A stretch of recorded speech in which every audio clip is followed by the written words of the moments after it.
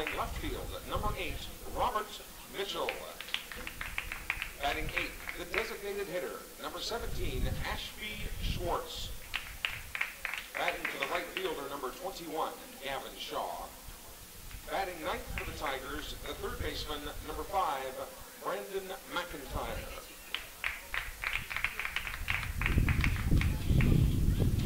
And now, the starting lineup for your Sumrall Bobcats. Leading off, playing second base, number 1, Zane Berry. Batting second and pitching, number 34, Graham Crawford. Batting third, the designated hitter, number 10, Garrett Robbins. Batting fourth, playing right field, number 31, Billy Garrity. Batting fifth, playing third base, number 7, Hunter Barrett. Batting sixth, playing first base, Mason Story. Batting seventh, playing left field, number 14, Javen Williams. Batting eighth, playing center field, number 5, Dennis Jackson. And batting ninth for the Bobcats, the shortstop, number 27, Tanner Morgan. Now, ladies and gentlemen, please rise, and out of respect to those who have defended our nation, the playing of our national anthem.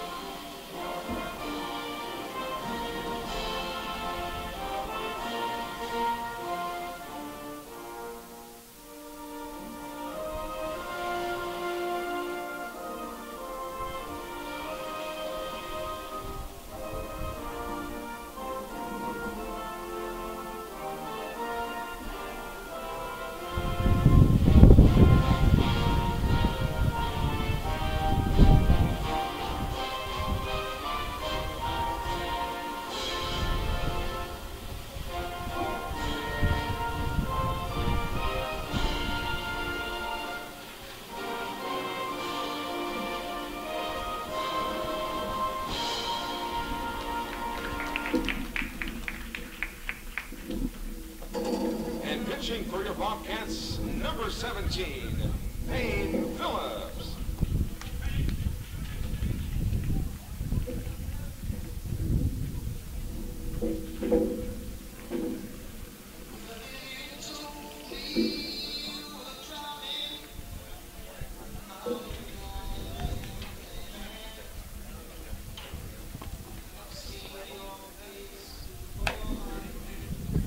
Ready when you are, boss.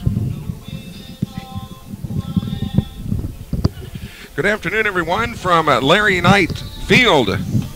It's time for day 2 of the Adidas High School Baseball Tournament, where the Sumrall Bobcats, who were originally scheduled to play last night, but because of some transportation issues with one of the teams, had to move their 2 games to today. So Sumrall opening this tournament. This is the Bobcats' first game of this tournament.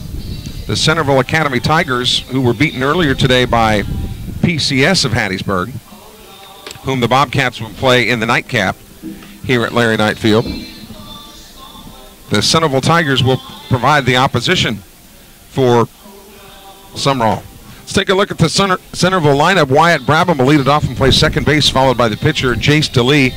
He'll bat for himself. Dustin Roberts, the center fielder, will bat third, followed by Derek Knight, the first baseman. Tyler Thomasy, the shortstop, bats fifth, followed by the catcher, Cade Hurst. Robert Mitchell, playing left field, will bat seventh. He'll be followed by the designated hitter, Ashby Schwartz, hitting for the right fielder, Gavin Shaw. And Brandon McIntyre bats ninth and plays third. So for Centreville, it's Brabham, DeLee, Roberts, Knight, Thomasy, Hurst, Mitchell, Schwartz, and McIntyre. We'll get you the Sumrall lineup at the bottom of the first inning, but glad that you're with us here on a beautiful sun-soaked day here in Sumrall. So Centreville leads it off here now in the top of the first inning, scheduled for 7. Number 7,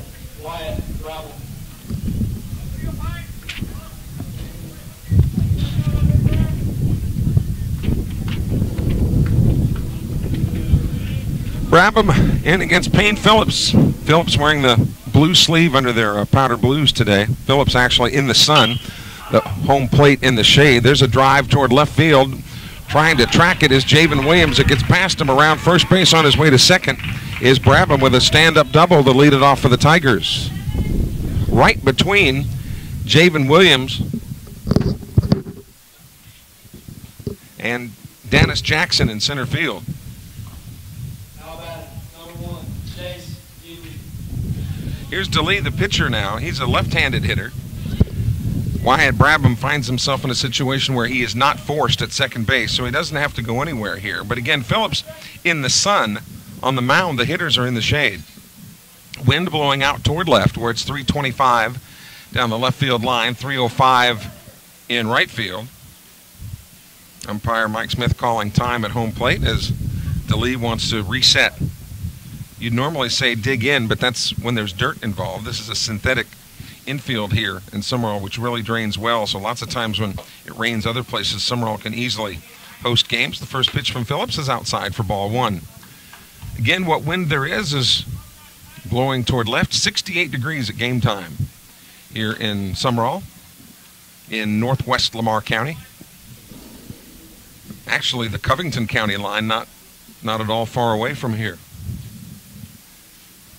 1-0 pitch coming from Phillips. There's a strike on the outside corner.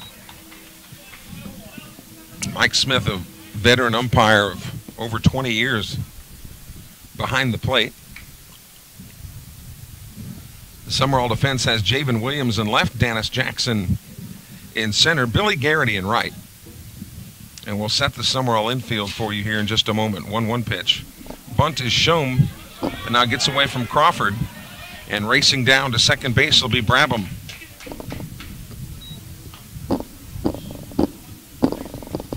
So 2-1 the count. Dustin Roberts, the center fielder, on deck for the Centreville Tigers. Coached by Jason Horn. Again, it's amazing the way that the shadow is cast on the field. It looks like just that one little sunny area is where Phillips is. Throwing it right into the shade. Pitch is outside. 3-1 now the count. First game of this tournament for Sumrall. Again, they were scheduled to play last night, but the team they were scheduled to play had some transportation snafus, which is a good word that rarely gets used. Snafus. Swung on, ground ball to second base.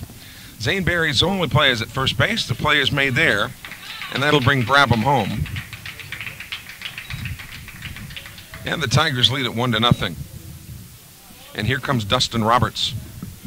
How about number 10, Dustin Roberts? Roberts, the lefty. Shading Dennis Jackson toward right, even though a very, very brisk wind moving out toward left. First pitch is high and away. Actually, the shortstop for Sumrall, Tanner Morgan, just a little bit to the left of the second base bag. Rarely will you see a shortstop pulled that far into the hole. So what that would tell you, not knowing anything about this Centreville team, is that this Dustin Roberts is probably a dead pull hitter. There's a strike on the inside part of the plate. 1-0 Centreville here in the top of the first. The Tigers batting in the top of the first.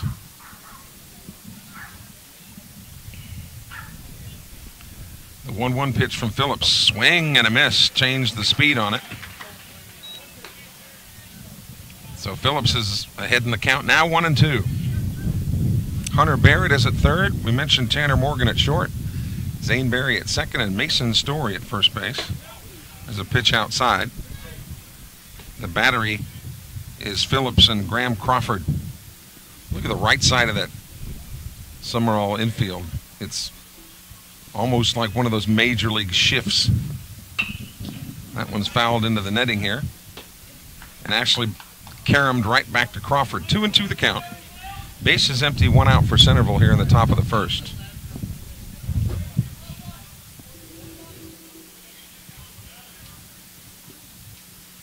The 2-2 pitch from Phillips swung on, and that's swung on and fouled outside of first. Count remains 2-2. Payne Phillips, the pitcher in today's game, his younger brother Marshall working the public address system this afternoon. 2-2 the count. That pitch is out, 3-2 now.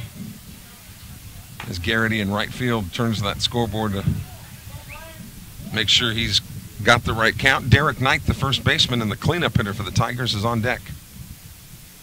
The Tigers have plated one here in the first. Ball 4, that's outside. So he coaxes a walk from Phillips. And that'll bring up Derek Knight.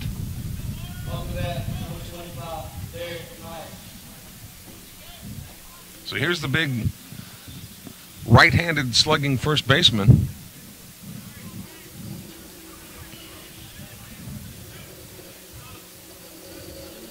Phillips looking through the sun right into the shade. That's got to be kind of tough too.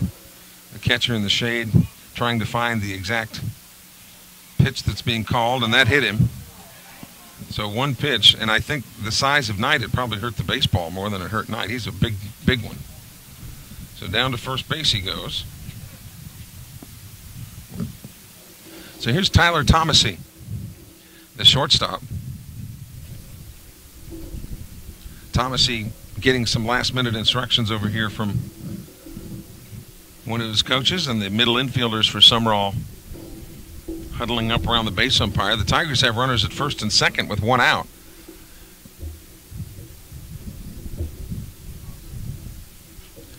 And it looks like Grant Reddy beginning to loosen already in the Sumrall bullpen down there to our right. Again, Sumrall scheduled to play PCS tonight at about 7, but I would guess that it'll run a little bit later than that.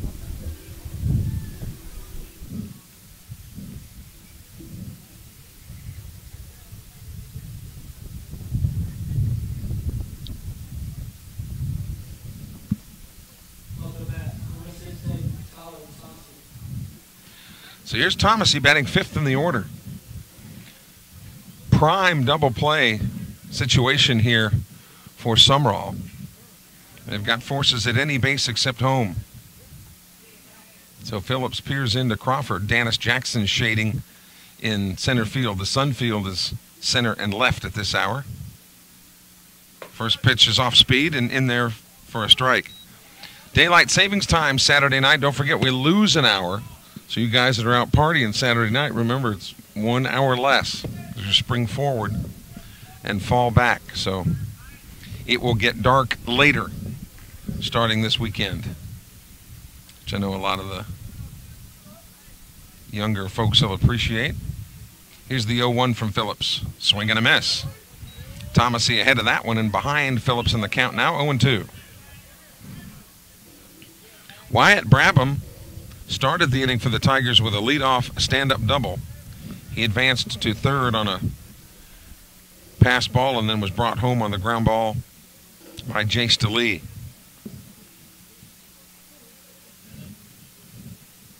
So there's 1 out in the inning. That's low. 1-2 now. Dustin Roberts proceeded to walk. Derek Knight was hit by a pitch. So that's where we are. The Tigers have runners on first and second, 1 out. Game 2 of the slated 3 games today here at Larry Knight Field.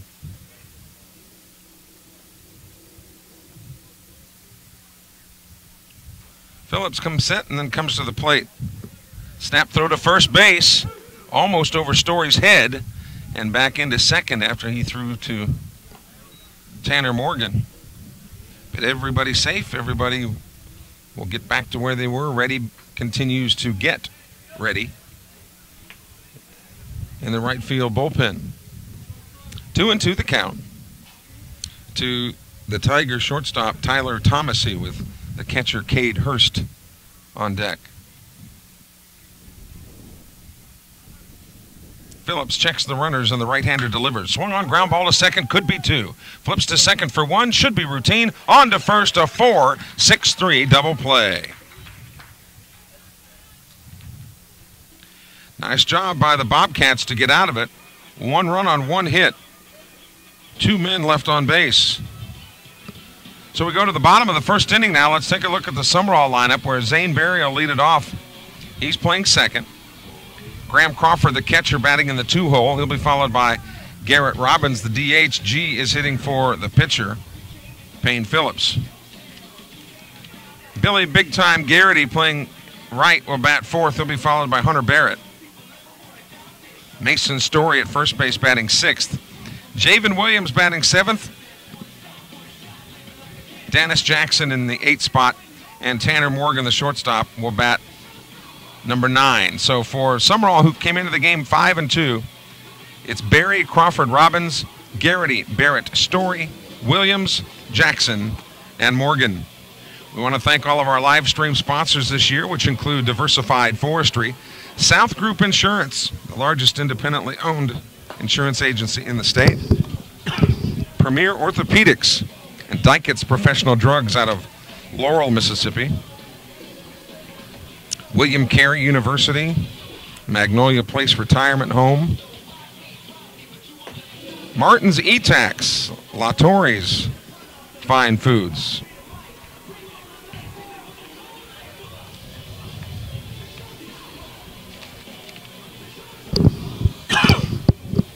Covington Ridge Retirement Home is with us, along with the Columbia Medical Supply, Forest Funeral Home, Movie Star Restaurant, Buffalo Wild Wings, and Termite Control Specialists.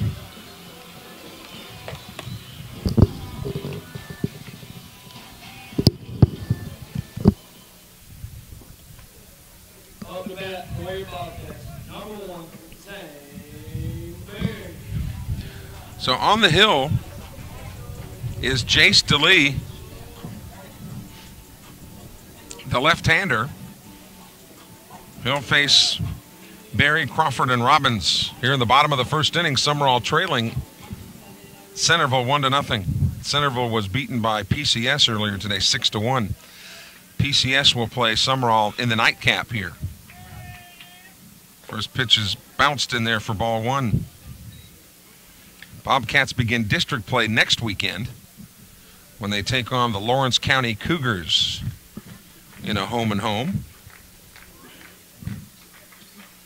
There will be some other tournaments along the way. I think Oak Grove tournament much later in the year. And some occasional, very occasional non-district matchups. But the meat of the schedule beginning next week is district-related. Here's the 1-0. Swing and a miss. 1-1 now to the Sumrall second baseman, a junior. One of the many juniors on this Sumrall roster. Jace DeLee on the mound. The lefty brings the 1-1 offering. That bounces in there again.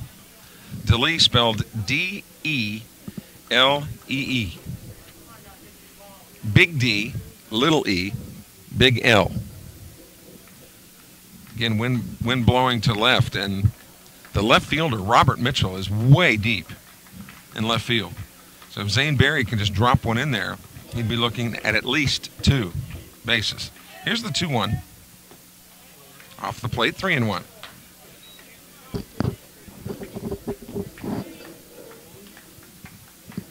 It'll still be cool tonight, but not near as chilly as it was last night. Here's the 3-1 effort. Strike on the corner.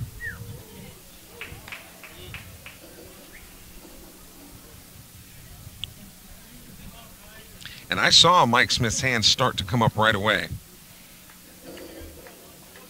But when the call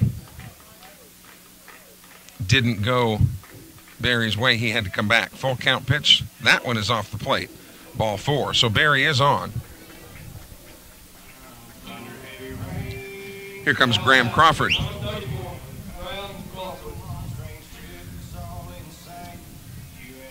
The backstop for Sumrall, Graham Crawford. Really, it's not very often at any level that you see catchers hitting up in the order. But the lefty DeLee brings it into Crawford and misses outside, ball 1.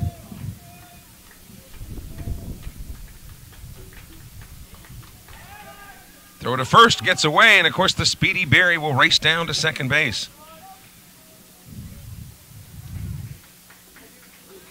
An ill-advised throw as Barry heads to second, and Sumrall's tying run is at second base with no outs.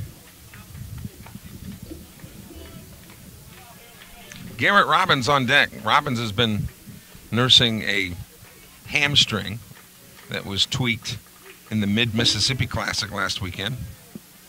There's a strike. Mike Smith takes his time in getting the right hand up, but he starts moving it almost immediately. And from where we sit here in the bird's nest, we can't see up or down, but we can certainly see in or out, and that one was outside, 2-1. Crawford, the Sumrall catcher. Bobcats looking to win their own tournament, essentially, even though there are 4 host sites. Among them, Sumrall, Columbia High, Columbia Academy, and I think Purvis is the 4th place. 2-1 pitch coming. Swung on. Here's a high fly ball to center field. Playable.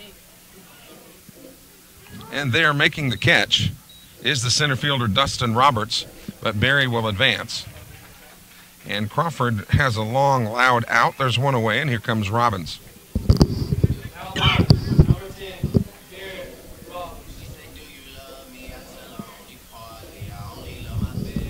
So here's G.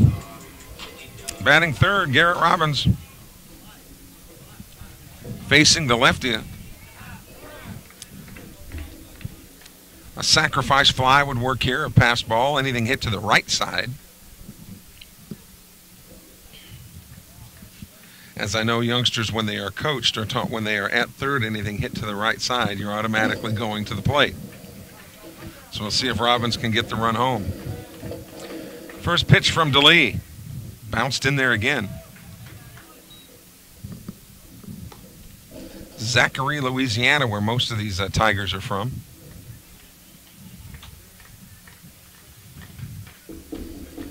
Might be a little bit crazy in Zachary next weekend with St. Patrick's Day coming up.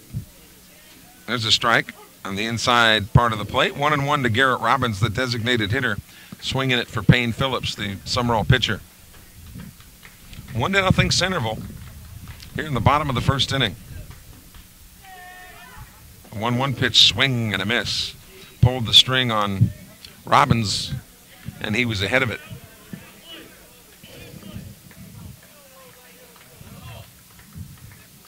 So Robbins behind in the count now, 1-2. And kind of from that 3/4 windup. Here comes the lefty DeLee's 1-2 pitch, swing and a miss. Robbins out on strikes, and that'll bring up Billy Garrity with 2 away. Now batting, Boyer Bobcats, number 31, Billy Garrity. So here's big time Garrity. Billy big time. Lefty versus lefty, the matchup here. Now a hit or a pass ball will be the only things that'll get the tying run home here in the bottom of the first. First pitch to him. Nice job. Throw back to third base. Nearly rung up Zane Berry on the snap throw from the catcher, Cade Hurst. It was right on the mark. But back just in time was Berry. 1-0 the count to Garrity. Should he reach, then Hunter Barrett would come to the plate. Boy, that sun is right in DeLee's eyes on the pitcher's mound. The lefty kicks and delivers. Swung on. There's a chopper to first base. Fielded on a couple hops by the first baseman, Derek Knight, and Garrity is extinguished. So no runs, no hits, no errors for Sumrall. There was a man left on the walk. We've completed an inning here at Larry Knight Field, and the Centreville Tigers lead Sumrall 1-0. I'd like to welcome South Group Insurance, one of the sponsors for Sumrall Baseball. The South Group, the largest independently owned insurance agency in the state, including locations in Hattiesburg, McGee, and Columbia. Group Health Insurance, they can help you weave your way through the complex maze that is the Affordable Care Act and group insurance. South Group Insurance, proud to support Sumrall Bobcat Baseball.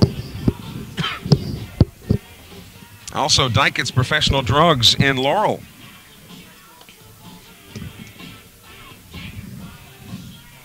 has just joined the sponsorship list this year. We want to thank Dykets.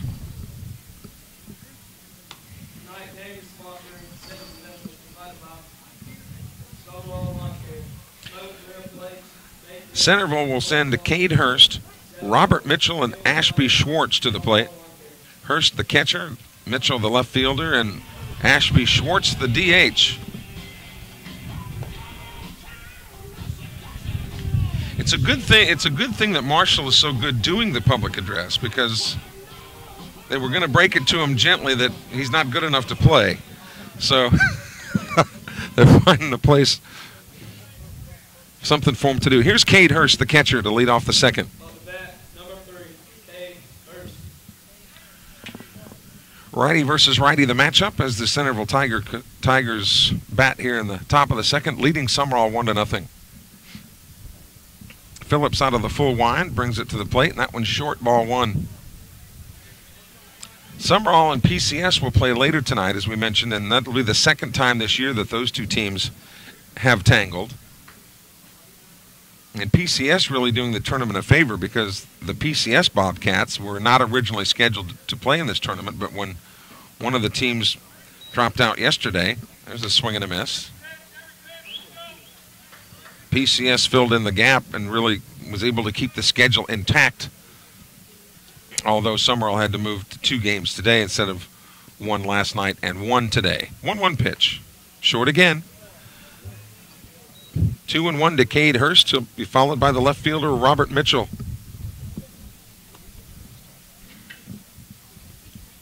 Boy, here on the 3rd level of the press box, this is the place to be. The best seat in the house up here. Dennis Jackson shaded toward left for the Raw Cats. That's where the wind is blowing, toward left field. Javen Williams getting the start in left today. That pitch is low. 3-1 to Hurst.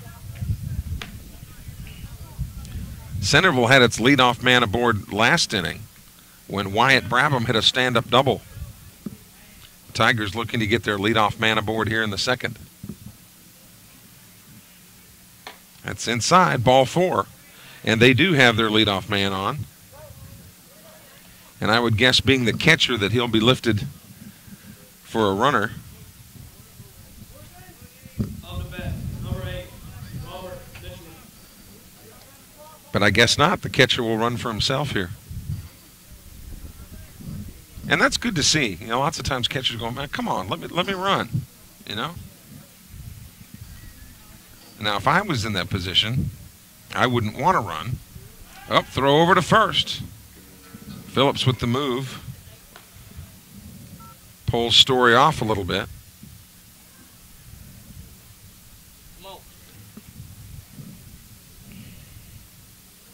Phillips peering in at Crawford. Sumrall looking for a double play ball here. They were able to get a 4-6-3 out of Thomasy in the bottom of the first to stop the damage at just 1 run. Mitchell hitting 7th in the order for Coach Jason Horn.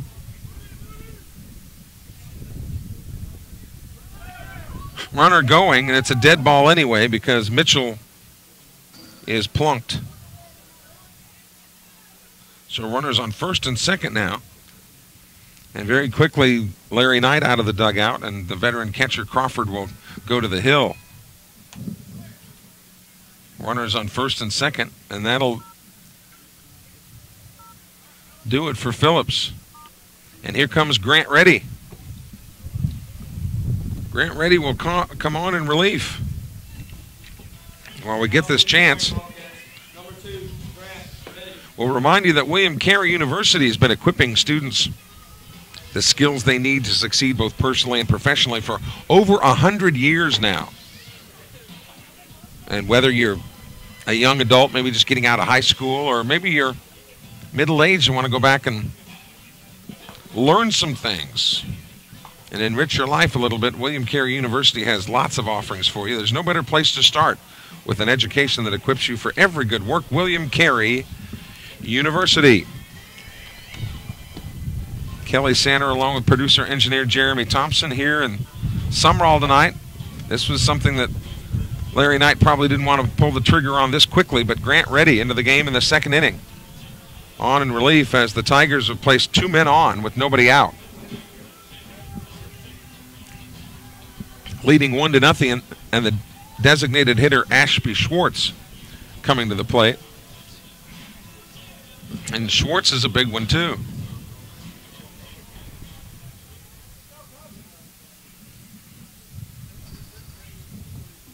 Off the bat, number 17, Ashby Schwartz.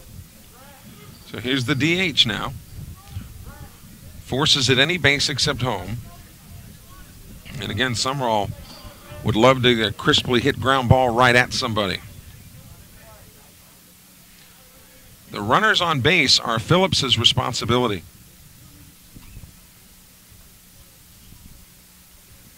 Reddy, the senior, kicks and delivers, and tries to put the bunt down, and that ball is foul.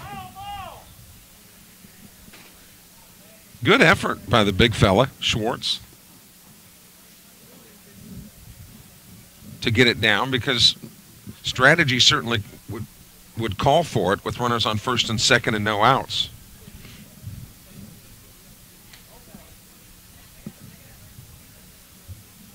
Some guys, you know, depending on positions they play and how fast they run and so on, some guys can really perfect that bunt and half the time put it down for hits. Barrett, thinking that the bunt may be coming, is kind of creeping in at third.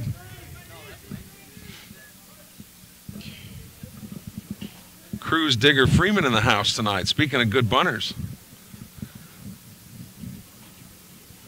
I remember Cruz Freeman winning a tournament in New Orleans on a suicide squeeze bunt. Here comes the pitch from Reddy. That's outside. Boy, coming in way at second base, you see on your screen, Zane Berry. And I always worry about that, because then if guys don't bunt and they swing away, take one right in the teeth.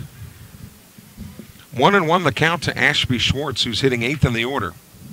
Tigers have 2 men aboard here in the top of the second inning with no outs. Grant Reddy peers in at Graham Crawford. Sumrall will play back-to-back here, and we'll have both games for you. Brandon McIntyre on deck.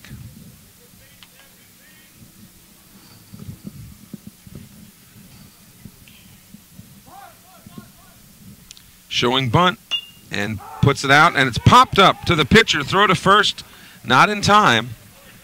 Very alert play by Reddy. Is able to record 1 out. And here comes Brandon McIntyre. Off the bat, number 5, Brandon McIntyre. He's the third baseman for the Tigers.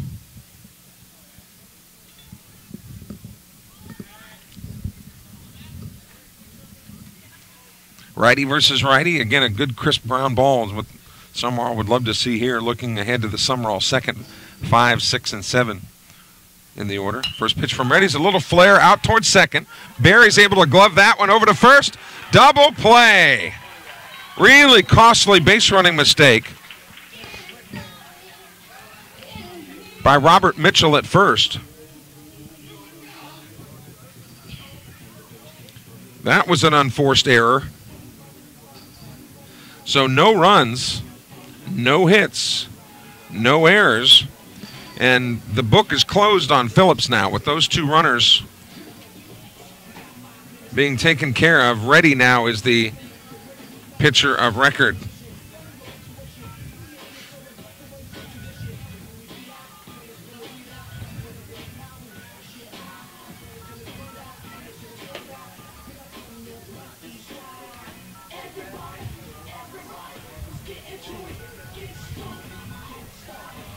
So for Sumrall, it'll be Barrett, Story, and Williams.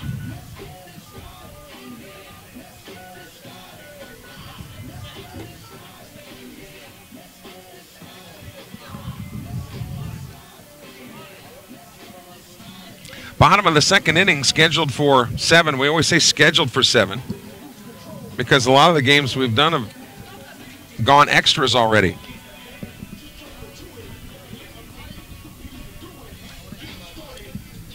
Including one of the tournament games here yesterday. Centreville leading Sumrall 1-0 as the Raw Cats come to bat in the bottom of the second inning. Really nice night for baseball, especially if that wind stays down a little bit. What wind there is blowing out toward left.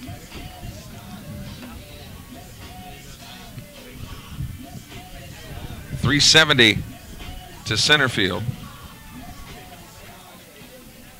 And here's Barrett to lead it off.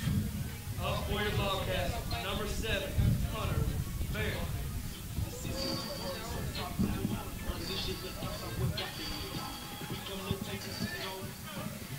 So here's Barrett hitting 5th in the order.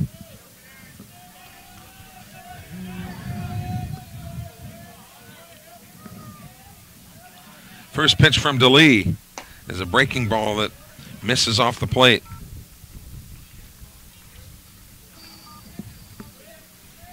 DeLee now in the shade. You remember he started the game in the sunshine. There's just one little part of the top of his hat still in the sun. But momentarily he'll be completely in the shade. That one is short and bounces up there. 2-0 now to Hunter Barrett. Lots of pollen in the air, only to be outdone by the aroma of hamburgers and hot dogs. Coach Billy's jambalaya down there. Here's the 2-0 pitch. Off the plate again. 3-0 now to Hunter Barrett. So the Bobcats had their leadoff runner in the first inning on base, Zane Berry, and he was stranded at third. 3-0 pitch. That one's there. Southern Miss was beaten today in the semifinals at the Conference USA tournament. Marshall put him out. 3-1 pitch is a strike on the corner. The count fills up at 3-2. So the men's basketball season for Southern Miss over.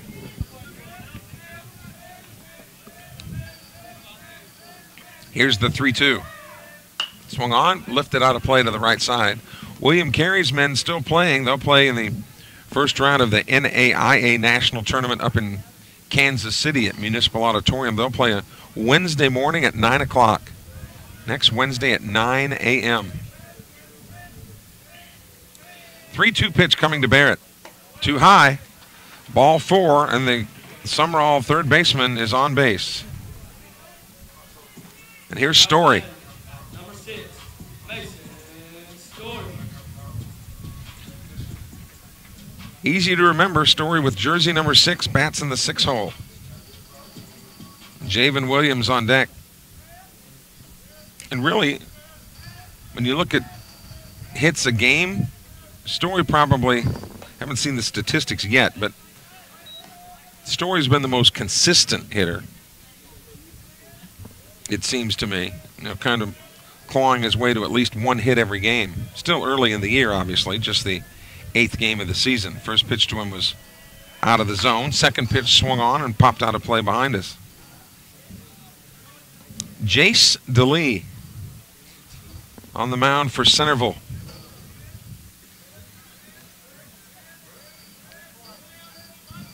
We mentioned a lot of guys from Zachary, Louisiana. Kind of funny how just about every team from Louisiana has team colors of purple and gold, just like LSU. This one is swung on and popped out toward right field. No one will get to that one. Lands in the red gravel out there. Getting it in from right field is Gavin Shaw. 1-2 to Mason Story. Sumrall trailing Centreville 1-0 as Sumrall bats in the bottom of the second inning.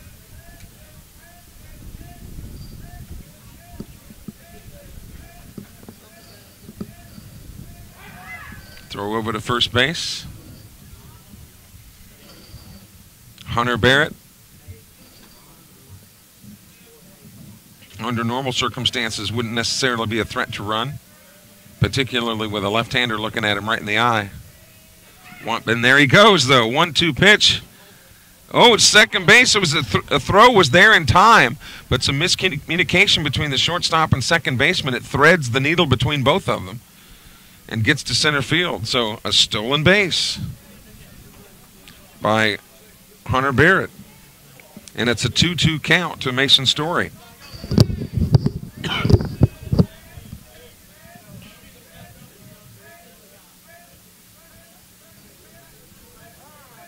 Now Story wants time at the plate.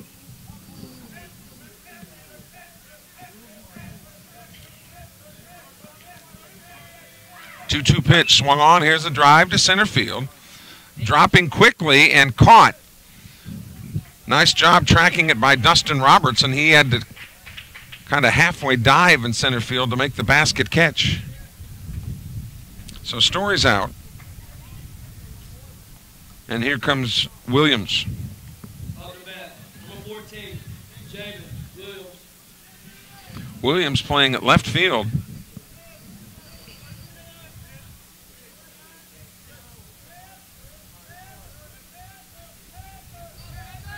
Williams played some right field in the Mid-Mississippi Classic last weekend. First pitch is high and away, ball one.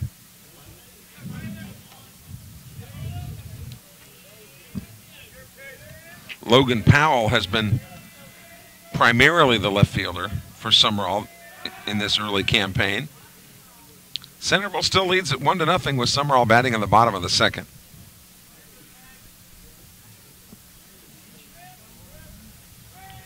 1-0 count to Williams. High and away again, 2-0. With Dennis Jackson on deck, and boy, you would really start hoping that Dennis Jackson will get uncorked here a little bit. Off to a slow start. 2-0 pitch. Way outside, 3-0. So Williams will be on the take here.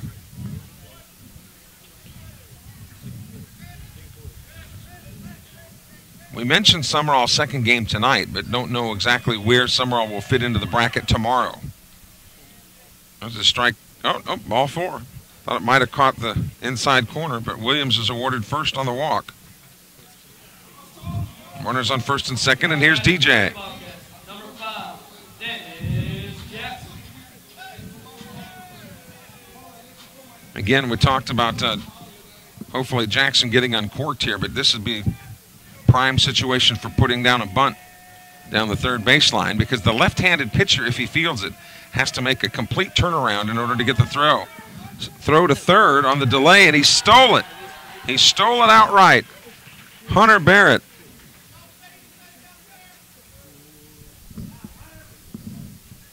Jace DeLee wasn't paying any attention to him, and Barrett must have heard me say something about normally not a threat to steal, and he takes off. Steals third. Runners at the corners now. And one out. Now that could completely change the strategy now, because you'd think that Jackson might have been putting a bunt down or trying to bunt for a hit with his remarkable speed. So we'll see how they play it. Javen Williams at first. First pitch to Dennis Jackson is a strike at the knees. The Sumrall bench thought it was a little bit low, but Mike Smith went up with the right hand, and that's the one that counts. The 0-1 pitch to Jackson. Swung on, popped out of play. So DJ behind in the count now, 0-2. Mentioned the Bobcats begin district play next week against Lawrence County, the Cougars. Other teams in the district include Greene County, Purvis, Forest County. Runner going. 0-2 pitch swung on. That's slapped foul, so he'll have to go back. Javen will go back to first base. Runners at the corners here. One out in the inning.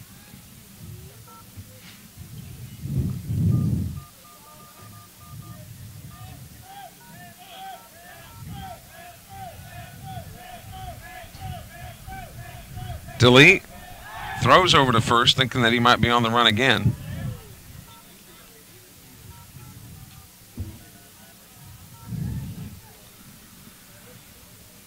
Sumrall batting in the bottom of the second inning.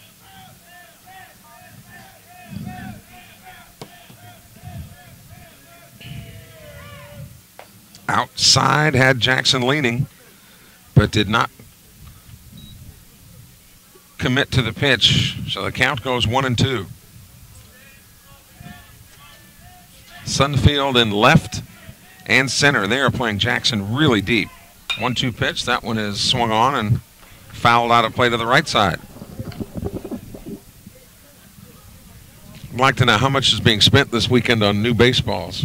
A bunch. And baseballs are not cheap if you've priced them lately.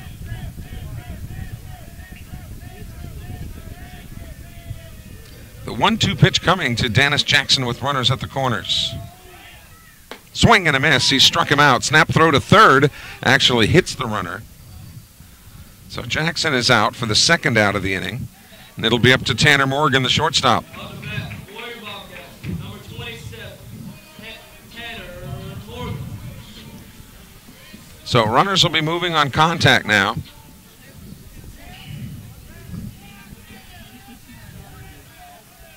The Bobcats have been issued 3 walks, but have not recorded any hits yet. As Jason Horn, the coach of Centreville, is out of the dugout, and he wants to talk to DeLee here. Really not sure what they'd be talking about because the circumstances aren't particularly unusual, and with 2 outs, you've got forces at second, and of course there's always a force at first base. Tying run for Sumrall's at third.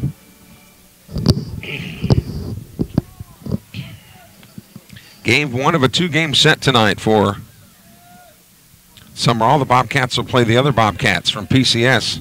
A scheduled 7 o'clock start, but probably later.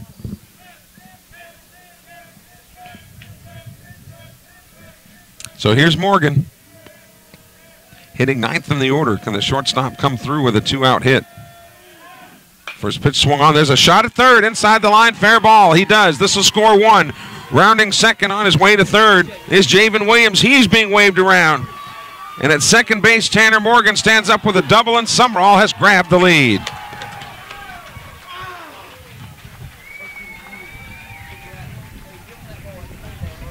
How about Tanner Morgan? Now batting, number 1, Zane Berry.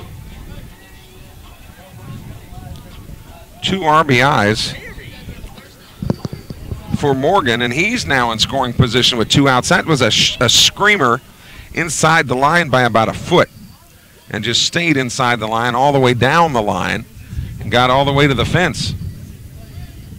So here's Berry, who walked his first time up and wound up being stranded at third. First pitch to Zane is low, ball 1. So Sumrall has plated 2 here in the second to grab a 2-1 lead. Maybe looking for more. If Berry can find a spot somewhere. This one's popped up to the infield. Should be routine. Wyatt Brabham at second base is able to pull it down, and that'll do it for Sumrall in the second inning. 2 runs on 1 hit. 2 runs on 1 hit.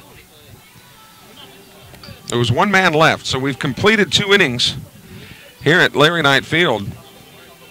It's Sumrall 2 and Centreville Academy 1.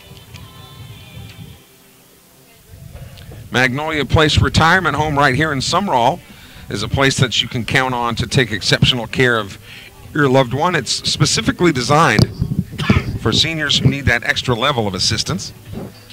3 delicious home-cooked meals a day, spacious living quarters. They also provide regular activities. And right now, Magnolia Place Retirement Home has availability. Visit magnoliaplaceretirement.com, magnoliaplaceretirement.com. Top of the third, top of the order for Grant Reddy, who is actually on in relief of Payne Phillips. So he'll face Brabham, DeLee, and Roberts.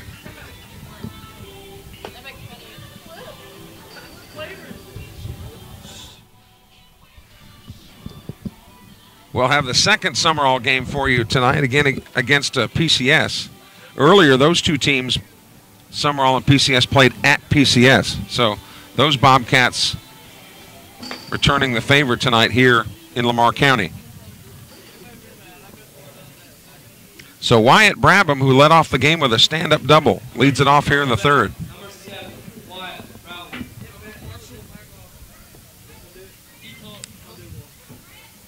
Brabham, DeLee, and Roberts.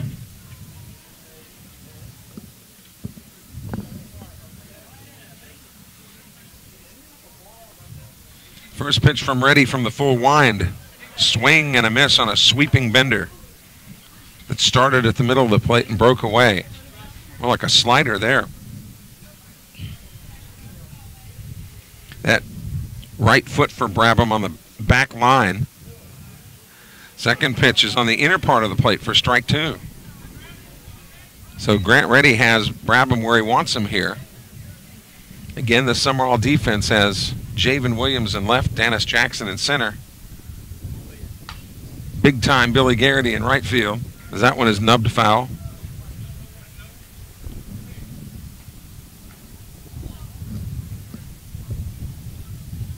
Barrett at third, Morgan at short, Barry at second, and Story at first. The battery now is Reddy and Crawford. Here's the 0-2. Swung on, fouled again.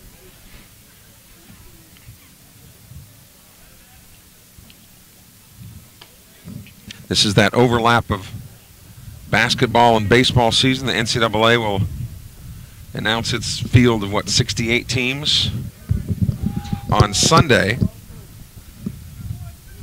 I would think that Mississippi State would get in on the men's side. We'll have to wait and see. Here's the 0-2 pitch. Took something off of it, tried to get him to fish. That was low and away, 1-2.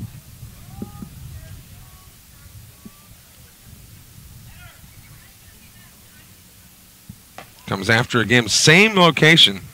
Tried to get him to go, and same result. 2-2 the count to Wyatt Brabham.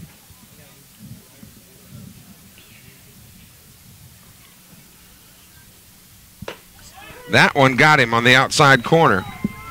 He thought it was going to move a little bit further than it did, and it just pecked the corner for strike 3. Number 1, Chase DeLee.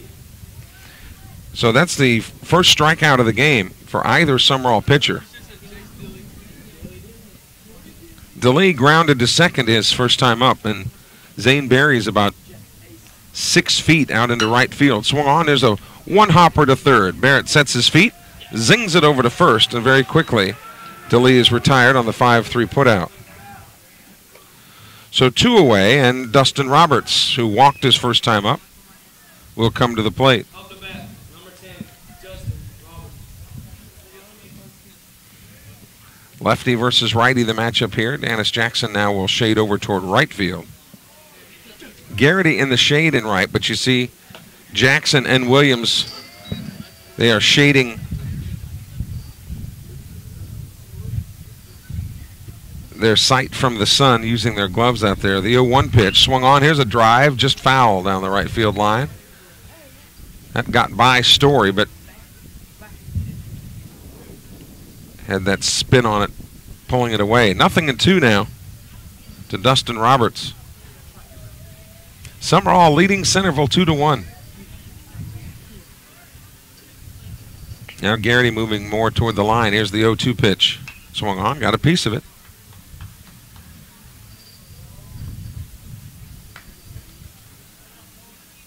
Here in the Adidas tournament, the winning team of this tournament gets new jerseys provided by that company way off the plate. Brandon won this tournament last year, and they're certainly going to be in contention to win it this year. They're 2-0, winning both of their games yesterday. Here's the 1-2 pitch. Swung on, here's a drive. Garrity moving back. Does he have a chance? He does not. It's off of the fence. Played the carom beautifully. A one-hop throw to second base. Keeps Roberts at first base on a ball that was about 3 feet away from being a homer. That's about the longest single you're ever going to see. Garrity played it perfectly. Number 25, Derek Knight. So here's Derek Knight, who got hit in his second pitch in his first at bat. So runner at first with 2 away. Garrity knew immediately that that hit was over his head. There's a swing and a miss.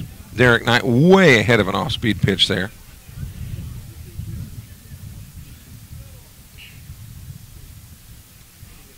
Slightly open stance from the big right-hander. 0-1 pitch is off the plate.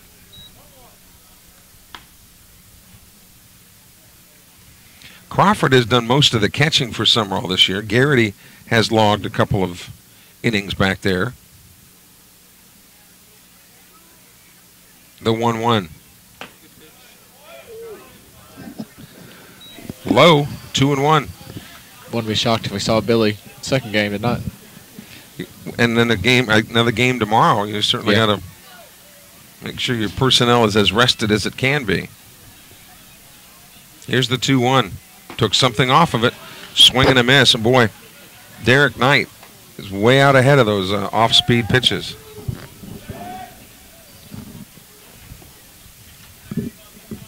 Two balls, 2 strikes, 2 outs here in the top of the third.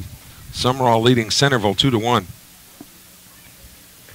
That bounces away.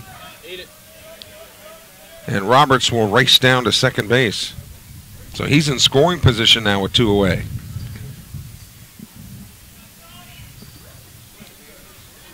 So could it be that a star has been born in the press box tonight? One Marshall Phillips. As if his head wasn't big enough. With the 2 of us in here, I don't know if that's going to work. 3-2 the count to Derek Knight, the cleanup hitter for Centreville. Here's the payoff pitch. Swung on, just kind of cue-balled it off the end of the bat. Count stays full at 3-2. Should he reach, then Tyler Thomasy would come to bat.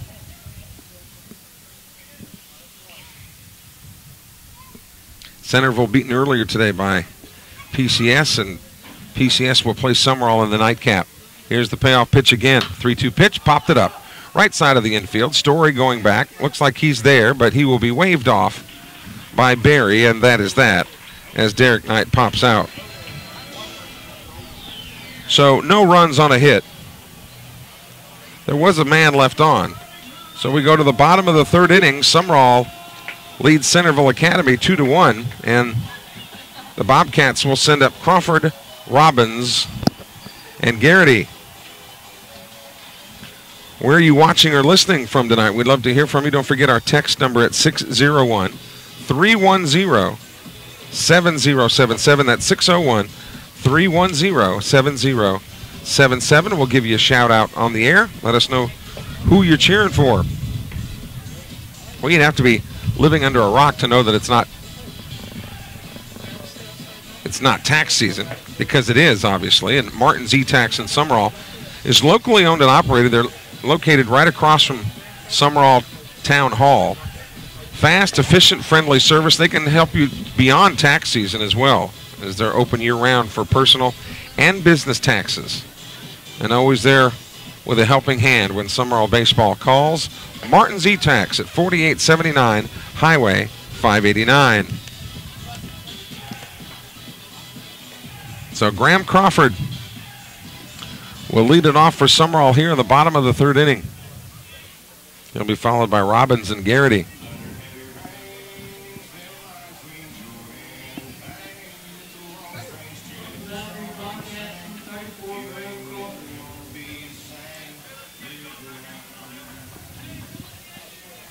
Crawford flew to center his first time up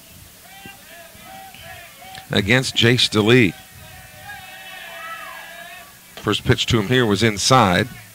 Actually backed away from that pitch, or it might have gotten him. 1-0 to the Sumrall catcher.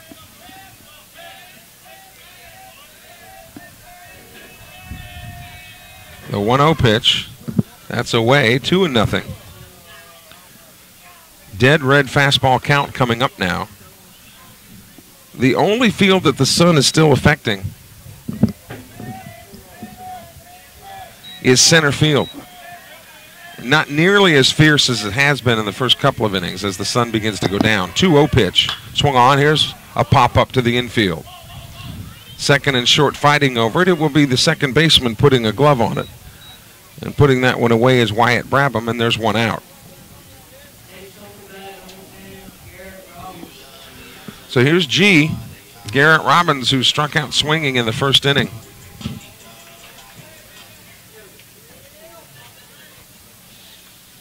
Robbins hitting in the 3-hole, and he is hitting for the pitcher. First pitch to Robbins is a strike right down the tube.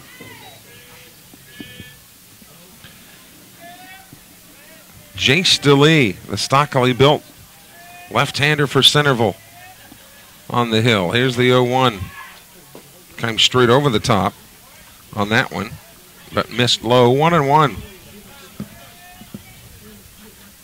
Billy Garrity on deck for Sumrall as the Bobcats bat in the bottom of the third, leading 2-1. That one was high, 2-1. DeLee a little bit disappointed with that call. I think he thought that one was there. Robbins generally will swing at strikes if he's got the green light. That pitch is off the plate, 3-1. You might say, well, why wouldn't he? He just has a really good eye. Knows the difference between a ball and a strike. That's what I meant by that. Here's the 3-1. Swung on. Here's a drive to center field. Moving back and camping underneath it to make the grab is Dustin Roberts. And Garrett Robbins is out. Now batting, Warrior Bobcats, number 31, Billy Garrity. So here's big-time Garrity, who grounded out to first base his first time up. Base is empty, 2 outs here in the bottom of the third. Garrity hit a smash to the first baseman, Derek Knight, but he was able to field it and make the play unassisted in Garrity's only other at-bat. First pitch bounces in there.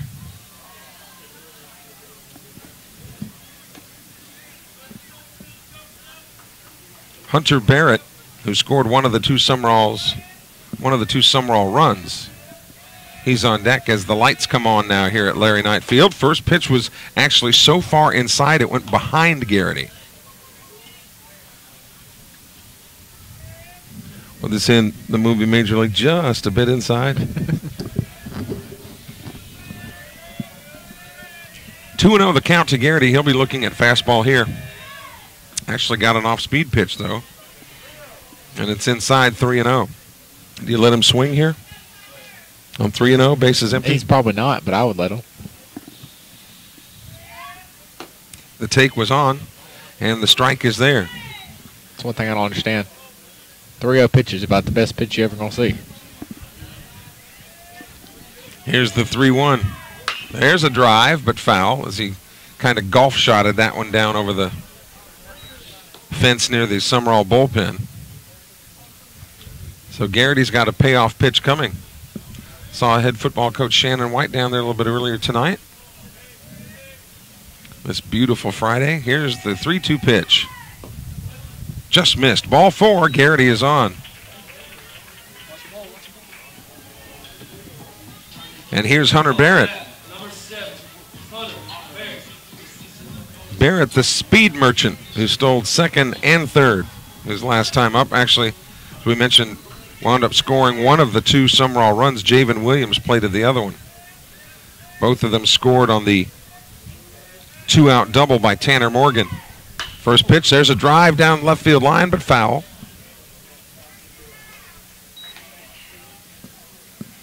So Garrity wearing out right field, and now Barrett wearing out left.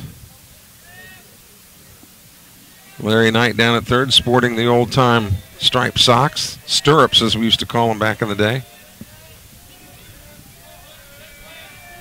The 0-1 pitch, that one's fisted off to the right near the Sumrall batting cages. So Barrett behind now, 0-2.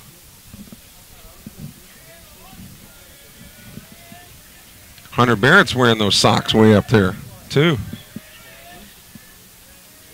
0-2 pitch, swung on again, slapped foul to the right side. Some youngsters over there, if they're not careful, are going to get one on the noggin. Some of the youngsters over there playing cup ball or wiffle ball or Something. anything but watching the game, of course. That's the free ball game over there. Jace DeLee still on the mound for the Centreville Tigers, who trail Sumrall 2-1 as Sumrall bats in the bottom of the third. The 0-2 pitch. Away. 1-2. Mason Story waiting for another chance. He's on deck.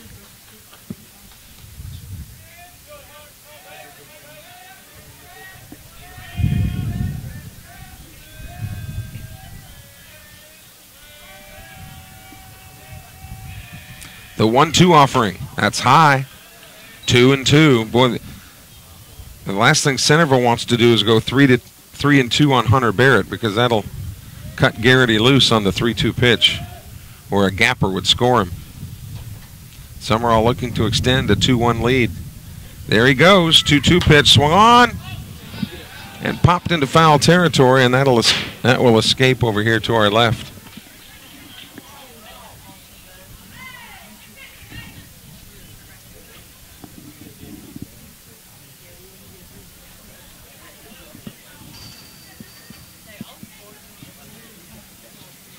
So we'll rewind the tape, and Barrett will get a 2-2 pitch, but Garrity was off with that pitch. You knew he would be on 3-2. But the fact that he was moving on 2-2 was a little bit of a surprise. Not going this time, swing and a miss. Barrett is out on strikes, and so too are the Bobcats. That's the third strikeout. He's got a strikeout every inning, does DeLee. No runs on no hits. We've completed 3. Here in Sumrall, it's the Sumrall Bobcats 2 and the Centreville Academy Tigers 1. There will be about a half-an-hour break in between games before Sumrall and PCS will play. Movie Star Restaurant, don't forget that name. It's located right across from Temple Baptist Church on Old 11 in Hattiesburg. You talk about a spread now. Fried chicken, vegetables, macaroni and cheese, meatloaf, mashed potatoes, just to mention a few. Now, they don't have Coach Billy's Jambalaya. They don't. But I think they're trying to secure that contract. They offer off-site catering as well. Corporate events, weddings, showers, birthdays, and more. Leave all the cooking to the pros. Movie Star Restaurant, Old Highway 11 in Hattiesburg. You can call them at 264-0606, 264-0606. Tyler Thomasy, Cade Hurst, and Robert Mitchell come to the plate for Centreville in the top of the 4th inning.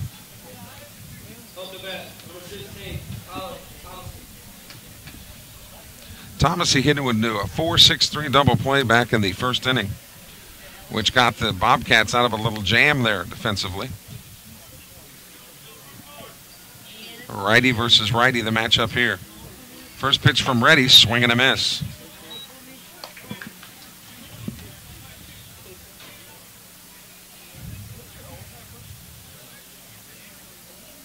Reddy quickly getting back to work. Took something off of that one and missed low, 1-1.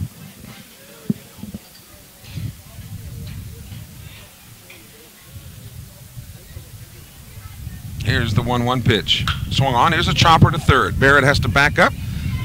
Throws across the diamond, and a perfect strike to Story records the out. Thomasy is out 5-3, and there's one away. Now that number 3, Cade Hurst. So Cade Hurst, the catcher, who walked his first time up.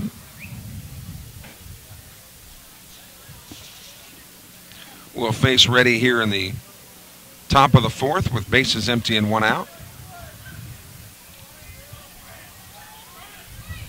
First pitch is short, 1-0.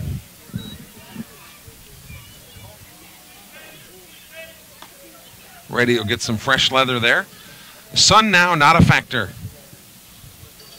We're under the influence of the lights here at Larry Knight Field. Here's the 1-0 pitch. Swung on. Here's a drive to left field. Not deep. Javen Williams is keeping an eye on it. He's underneath it and puts it in his back pocket for out number 2. So 2 outs, and here comes Robert Mitchell. Williams had a beat on that one from the get-go. Good to see our buddy Wes Cooley in the press box tonight. The man that all the girls want to go out with, according to Mr. Cooley himself. First pitch, swing and a miss to Mitchell. He got hit by a pitch. His first time up. Here's the 0-1. Swung on. There's a one hopper to third.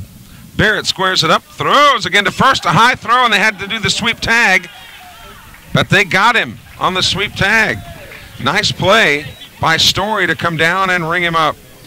So 3 up and 3 down for Centreville in the fourth. No runs, no hits, no errors.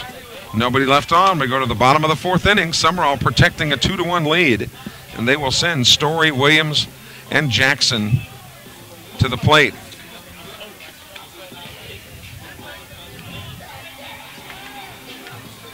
Termite Control Specialist is locally owned and been in the Pine Belt for 55 years. And you know, termites are special pain because they can damage your home and business before you even know they're there. Termite Control Specialist specializes in termites, but they also can take care of any pests. They include termite services, pre-treatments for new construction. Give them a call, 261-5200, 261-5200.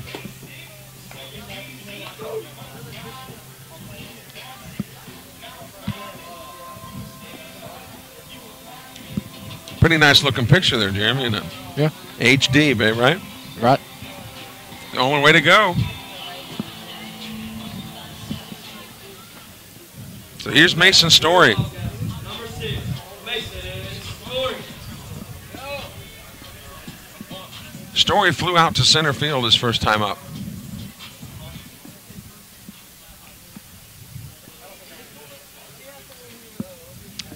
Larry Knight hustling over to his coaching box at third. Sumrall leading 2-1 here in the fourth. First pitch to Story is bounced in there, ball one. Jace DeLee has worked the whole game for the Tigers. Sumrall started off with Payne Phillips, and Grant Reddy is in there right now. Reddy would be the pitcher of record. 1-0 pitch, swing and a miss. Story a bit ahead of that off-speed pitch to the outer part of the plate. The 1-1 swung on, and this one's popped out of play over here to our right. You can follow this Adidas tournament at sumrallathletics.com, or you can follow the Bobcats on Twitter. You can follow Coach Knight's personal feed at Coach L. Knight, Coach L. Knight on Twitter, or Sumrall Athletics on Twitter. 1-2 pitch, got another piece. So the count stays 1-2. Mason Story is a big one. What is he, about 3 stories? About that. Not about 3 stories?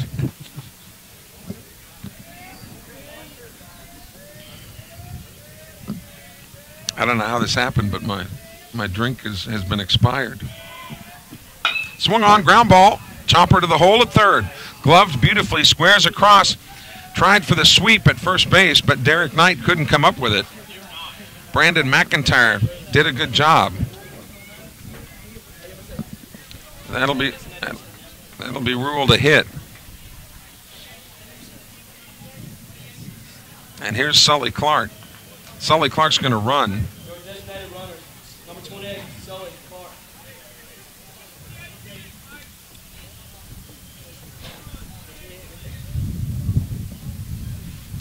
So 1 away, and here's Javen Williams now. Excuse me, nobody out. Nobody out. That's a hit for Story. No umpire. Now batting for your Bobcat, number 14, Javen Williams.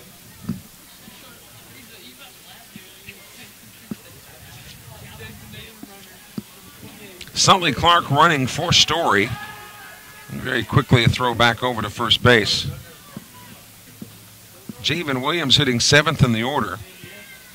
And it's only a 2-1 lead. We'll see if the Bobcats try to extend it by maybe playing small ball here. Javen did not show bunt and took a strike. Larry Knight running through a series of signals down there at third. We noticed when Brandon was here yesterday, there's strike 2. That Brandon, instead of giving you traditional baseball signals, going to the cap, you know, up and down the arms, those sorts of things, Brandon used a series of numbers as their signals. 0-2 pitch coming. Swung on. Fouled into the net. So the Centreville Tigers and the Sumrall Bobcats doing battle here in game 2 of the scheduled 3 games today.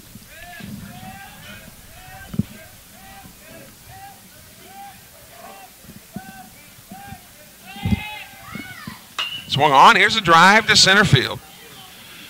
But right there waiting on it is Dustin Roberts, and he puts it away for the first out of the inning. Here's a guy that's got to get going here.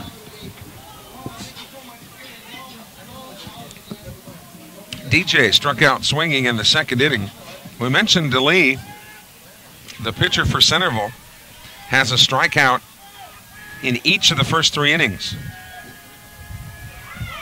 Jackson shows bunt. Snap throw back to first. And he was short.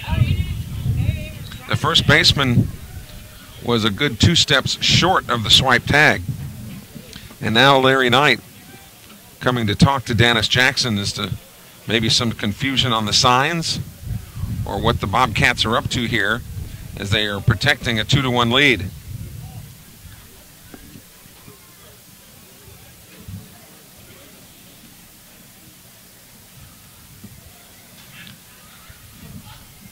Jackson back to the plate, and while we get a moment, we certainly want to thank Georgia Blue and Hattiesburg, Southmouth Deli, and Olive Garden, all 3 proprietors for providing food for this tournament.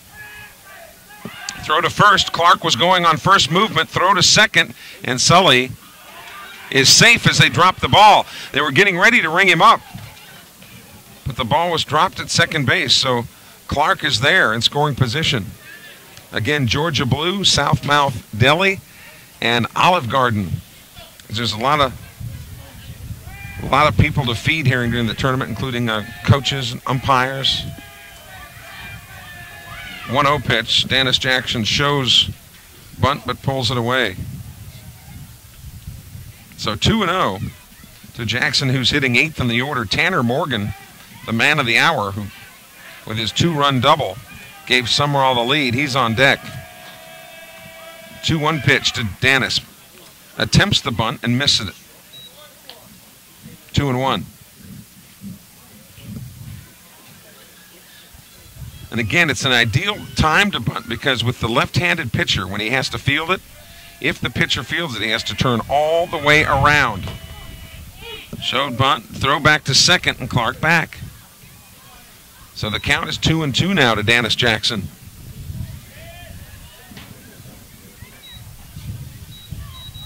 Wind is actually picking up, blowing out toward left. A man on and a man out for Sumrall here in the bottom of the 4th. First pitch, next pitch. Ooh, boy. He just missed. Had to be up. It had to have been because it was right down the middle. Full count pitch coming to Dennis Jackson. And look, obviously we're Sumrall's broadcasters, but we also have a responsibility to call it the way we see it, right?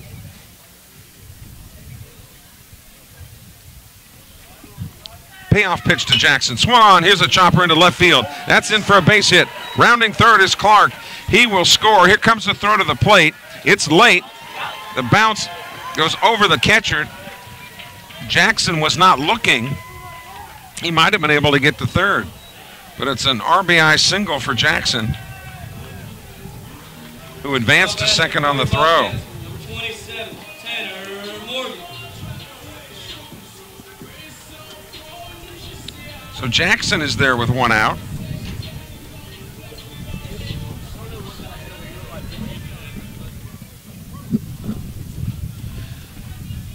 And here's Morgan. As we mentioned, he doubled his first time up. I'm sure that's got to be a relief for Dennis to get one into left field there for a base hit. Because he'd be the first one to tell you, man, I got to get going here. Yeah.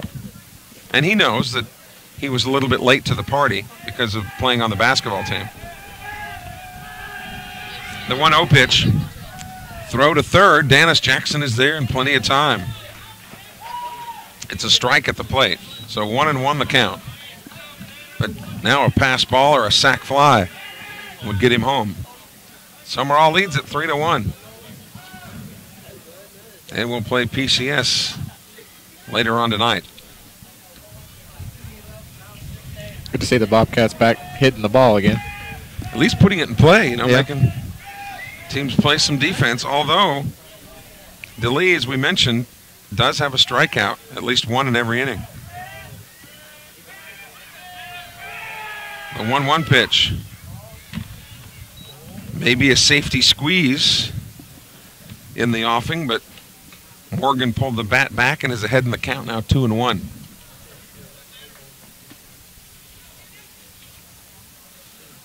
Southern Miss baseball playing at home this weekend against Georgia Southern. The Eagles against the Eagles.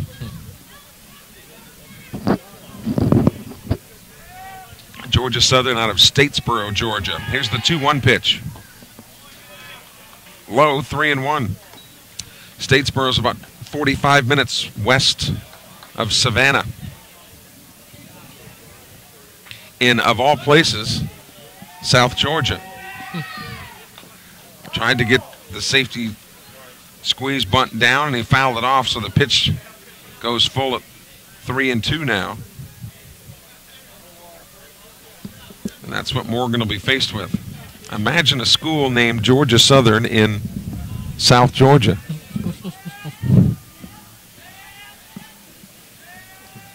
The 3-2. Swung on, fouled away. We talked a little bit about Dennis Jackson trying to get uncorked. You know who also is due really to go on a tear? Zane Berry. He's been pretty quiet lately. 3-2 pitch again. Called strike 3 on the inside corner. And I think that Morgan knew it.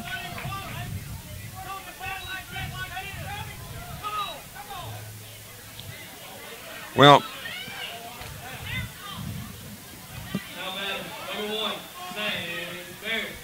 I know that Steve Cooley is a little bit upset at first, and we don't know about up or down, but from here it looked like it did catch the inner part of the plate. So here's Berry now with 2 outs. First pitch is high and inside, ball 1. Berry has walked and popped to the second baseman. Officially. Straight squeeze of home. Here he comes. And Dennis Jackson attempts the straight steal of home and was tagged out at the plate. Gutsy call. 1 run on 2 hits for Sumrall. I love that call. I love aggressive play. Make defenses execute. So we've completed 4 here at Larry Knight Field. And the Sumrall Bobcats lead the Centreville Tigers by a score of 3-1 here in the first game of the tournament, of the Adidas tournament. First game for your Sumrall Bobcats. Grant Reddy comes out for another inning of work. Covington Ridge Retirement Home in Collins is just like home. They honor seniors like few other facilities because they believe in dignified care. They also provide private suites, which are spacious, almost 500 square feet. They all have brand new countertops made of granite, an outdoor patio. They have lots of activities and entertainment for the residents to enjoy. And right now, they have availability. Visit CovingtonRidgeRetirement.com. That's CovingtonRidgeRetirement.com.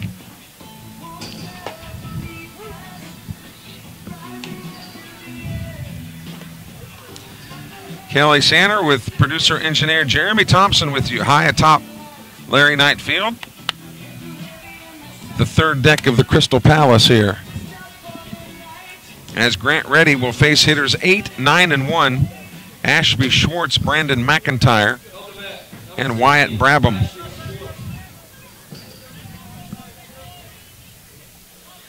Schwartz tried to put down a bunt his last time and popped out to the pitcher. First pitch from Grant Reddy is a beautiful strike right on the outside corner. Just reared back and blistered that one. Sumrall leads it 3-1. Off-speed pitch, strike 2. So Grant Reddy not wasting any time.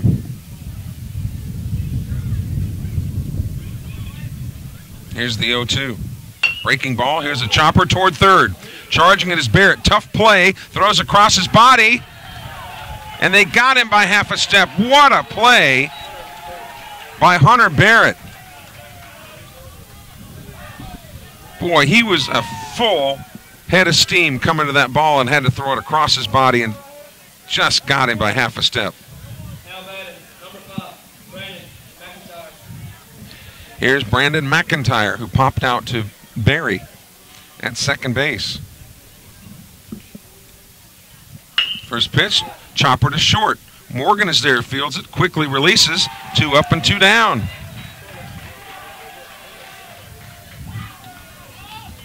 It's good to see the Bobcats playing great defense because they'll be the first ones to tell you they haven't exactly been blistering the ball at the plate. Right. Number 7, Wyatt Brabham. And if you don't walk people, you're always going to have a chance to win.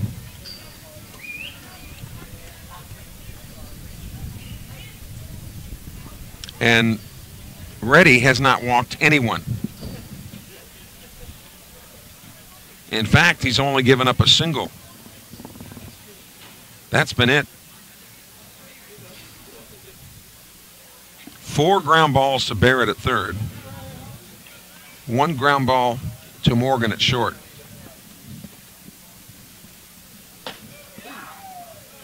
First pitch strike to Wyatt Brabham, the second baseman. Brabham has doubled and struck out looking.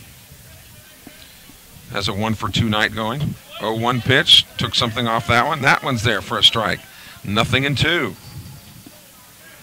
Hey, you don't suppose Grant Reddy's got a date tonight? He's acting like it. Like, let's get out of here. Right? 0-2 pitch. Swung on. Here's a shot to the gap in right center. That's down. Garrity will cut it off and limit him to a single. That Brabham, pretty good hitter. Off the bat, number 1, Chase DeLee. So here's DeLee, the pitcher to help his own cause. He has grounded to second and grounded to third. Centreville batting in the 5th, trailing Sumrall 3-1.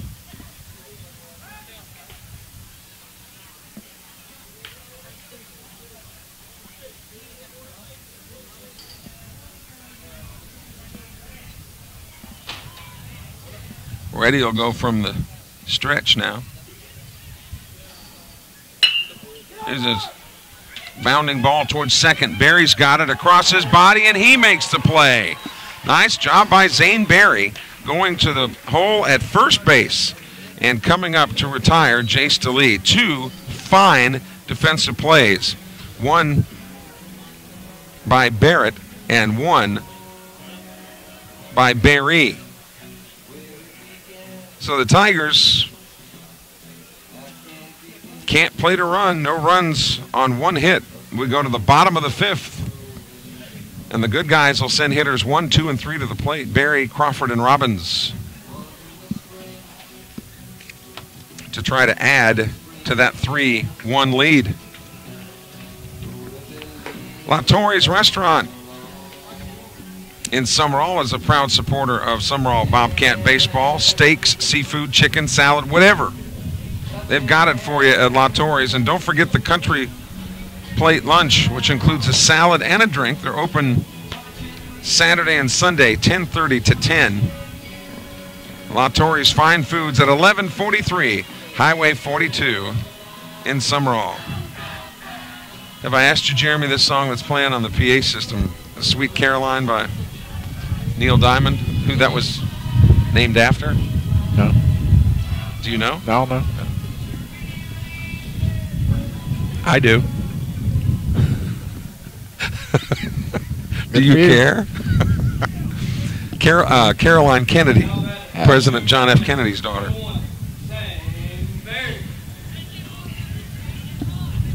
And Marshall doing such a good job with the first names and totally blowing it on the last names. You know, drawing knives and then boot. Here's Barry. He has walked and popped a second. First pitch to Zane is high, ball one. Sumrall leading 3-1. Again, it has not been a hit fest. Next pitch. And DeLee thought that one was there. Might have been just a hair out. 2-0 pitch to Barry. Swung on. Here's one toward left field. That ball will drop for a base hit. So Zane Barry. And we had just talked about that it was time for Barry to get going.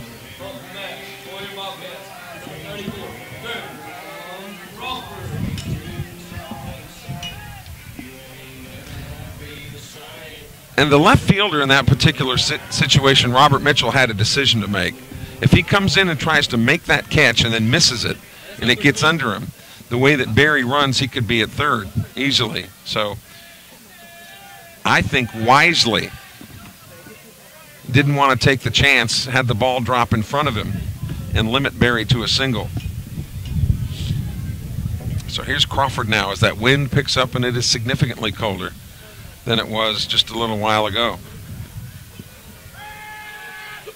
Breaking ball high, snap throw back to first. Zane Barry is going to, anytime you're trying to throw him out running anywhere, it's going to be a tough out.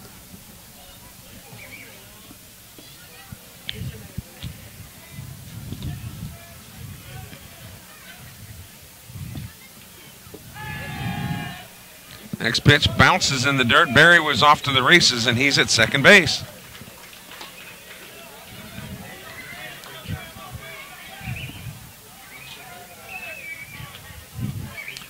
Each team has 3 hits, but Sumrall has plated 3 runs. Just 1 for the Tigers. Next pitch, here's a drive to left field. That ball is well hit. That ball is back, but on the warning track. Hauling it in is Mitchell. Tagging second and moving to third is Barry. But boy, that one had eyes. A long, loud out. Number 10, Garrett Robbins. Here's Robbins. He has struck out and popped to center field. Or flown to center field. You pop to the infield, I guess. Breaking ball straight over the top, too high, ball one. Well, I thought for a minute that that last one by Crawford was going to sneak out of here because the wind is blowing that direction as well. Looked about like his Jackson Academy one. The Jackson Academy team is in this tournament. Right. Here's the 1-0. They're thinking he might. That ball is foul just barely. It was fair until about 5 feet from third base, and then it went outside the line. And of course, it matters a lot where it crosses the line. If it crossed that line after it got past third, it would be a fair ball. Here's the 1-1. Too high. 2-1 to G. Big time Billy on deck. Sumrall leading 3-1. Batting in the 5th. The 2-1 pitch. High again. 3-1 to Garrett Robbins. Hitting in the DH spot. Of course, with that tweaked hamstring, just DHing, he doesn't have to worry about playing defense. There's a slow chopping roll to third. They'll play it. Throw to first. Robbins is out. And, of course, he couldn't go full speed. And rather than taking a chance on Barry getting rung up at home, Number 31, Billy Garrity. that Marshall Phillips is a quick learner, isn't he? So here's Garrity now with 2 outs. Garrity has grounded to first and walked. Here's a smash to the gap in right center. That ball is down. That's an RBI. Garrity comes through, rounding first on his way to second base. He slides into second with a 2-out double, and Sumrall leads it 4-1. Now batting for your Bobcats, number 7, Hunter Barrett. So 2 runs in the second, 1 in the fourth, and 1 more here in the fifth. Time is called, and Garrity will bring those shin guards back to the dugout where he can run more freely.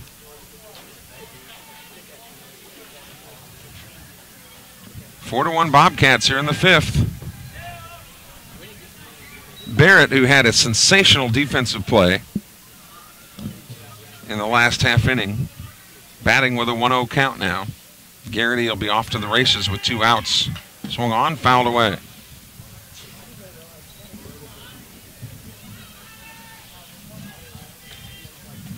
All this beautiful HD equipment takes Jeremy 7 hours to set up all this stuff. No? No. Well, good. That's a good thing, right? Real good thing. That it doesn't take that long. About 7 minutes, probably.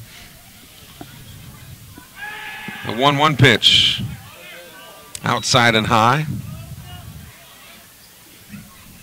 I'd say probably at home 10 minutes, away probably 15 minutes. It would take me a lot longer than that because I don't know what plugs go in, you know, this and that and all that technology. Trying to steal third, and I'm not sure what the call was there. Coach Larry Knight thought the pitcher had started his motion, that once he started his motion, Garrity was free to go. They think that he balked, and of course Larry Knight, being a pitcher and one of the premier pitching coaches to ever coach in South Mississippi, thought that the umpires just missed it. But the long and the short of it is that Garrity is out at third, and that's the 3rd out of the inning.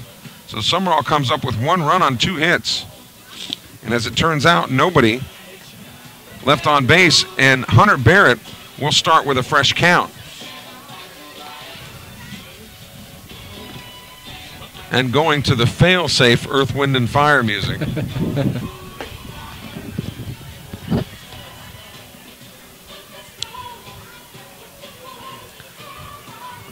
Grant Reddy back out on the hill to defend in the 6th, and he will face the meat of the Centreville Tiger order. Dustin Roberts, Derek Knight, and Tyler Thomasy. Unless Jason Horn goes to his bench and tries to work some magic.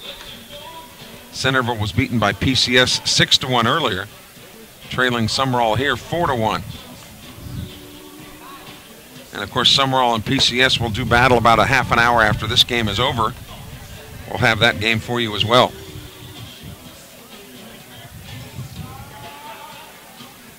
Here's Dustin Roberts. He has walked and singled. He is 1 for 1. The Centreville bats in the top of the 6th inning. Grant Reddy is the pitcher of record. This would be his game to win.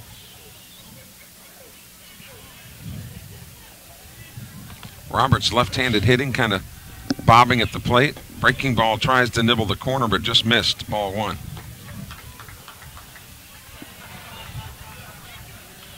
They are playing him to pull, rather. That one catches the corner. Morgan is right behind the bag at second base. That is a dead pull shift. Only 2 defenders essentially in that side of the field. Here's a crunch to right field. That gets over Garrity's head. In fact, that gets over the wall. Dustin Roberts with a solo homer makes this a 4-2 baseball game. Boy, he smoked it. I didn't think it was going to be high enough to get over the fence. But it did. And here's Derek Knight.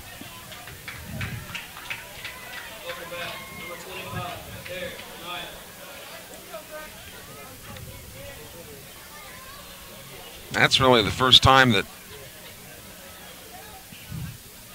Reddy got a pitch up. He's been brilliant tonight. That pitch was fouled off to the right, 0-1. And you would expect, as one of the graybeards on this team, that you hope that Reddy will battle back. And for the second time tonight, Derek Knight has been hit by a pitch. And that'll bring Larry Knight out of the dugout because Reddy looks a little bit rattled. But now the Sumrall bullpen has been quiet.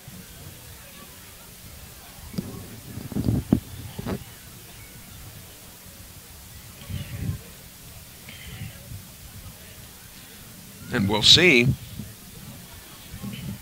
if the bullpen gets moving, because this is really the fourth inning of work for Reddy. He came in the middle of the second, and here we are on the sixth. Sumrall leading it 4-2.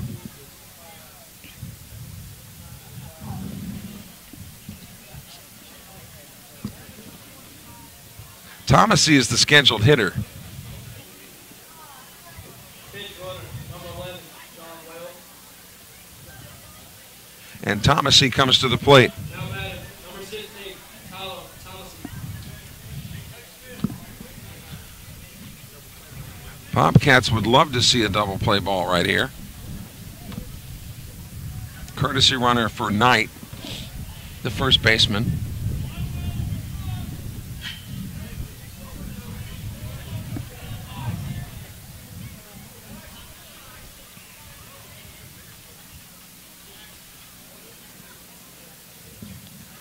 Thomasy has grounded into a double play and has grounded to third, so he's put it on the turf 2 times.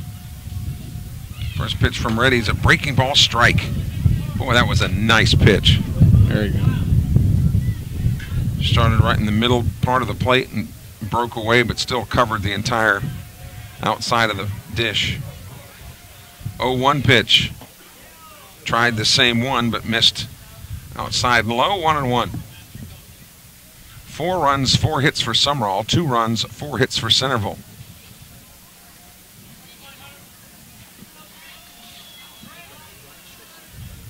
The 1-1 pitch. Swung on. Here's a shot right to Story. Will go to first base for the force out. They'll have to tag him at second, but just missed the tag. Very alert by Story. Nearly had a line drive double play out.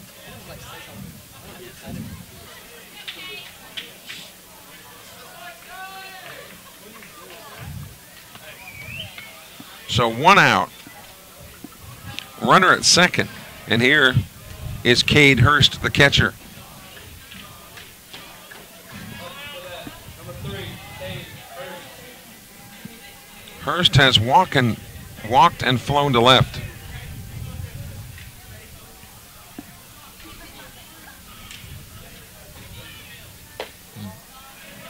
First pitch is inside. That wind now getting frisky again, blowing out toward left. Crawford wants a new baseball. Get some fresh leather back there to Grant Reddy. Again, the Sumrall bullpen quiet. Both of the bullpens vacant. Centreville batting in the top of the 6th inning, trailing Sumrall 4-2.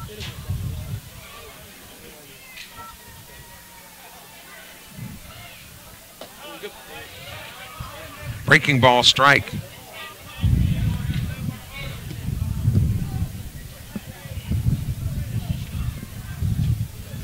A ball and a strike to Cade Hurst. He's hitting 6th in the order. Centreville came into this tournament. There's a 1-1 pitch. There's a shot into left field, a base hit. And he hits that lip. Runners will hold. So the Tigers will have runners at the corners now, with 1 out. And here comes Robert Mitchell. Now batting, number 8, Mitchell.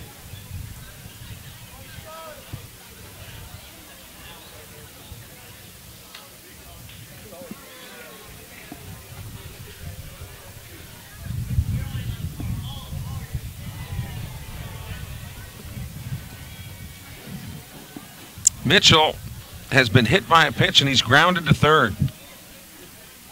Pivotal inning here for Sumrall, leading 4-2. First pitch is swung on and fouled to the left side. Centreville was 8-1 coming into this tournament, and they were beaten by PCS earlier. 6-1.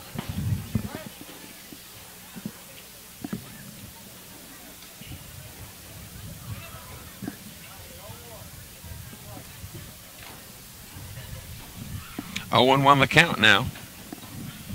Grant ready to get back to work to Robert Mitchell.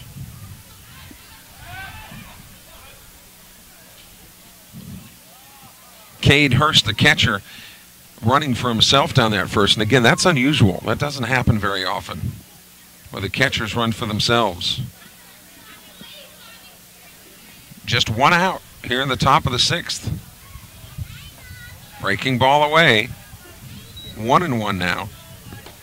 Sumrall will play PCS. The PCS Bobcats have made it back to the ballpark. They're down here to our left, and they will occupy the third base dugout in the nightcap of this 2-game set tonight. Throw over to first base, runner back in time. Ashby Schwartz is the scheduled on-deck hitter, and he is in the circle, so he'll be put to work unless the Bobcats can roll one here. Double move, which never, rarely works. Never say never. Every once in a while. 1-1 pitch. Beautiful pitch right on the corner. 1-2.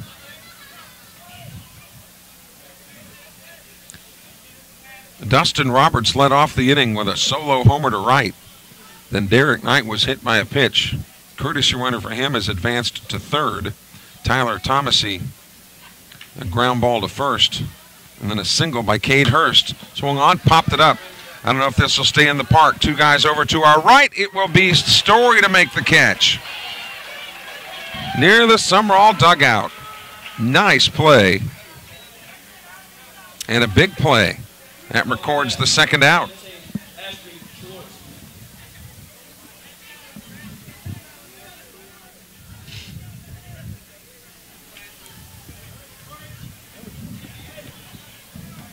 Let's see what Ashby Schwartz has been up to. He has popped to the pitcher and is grounded to third. So he is 0 for 2. The Centreville Academy Tigers trailing Sumrall here 4-2 in the top of the 6th.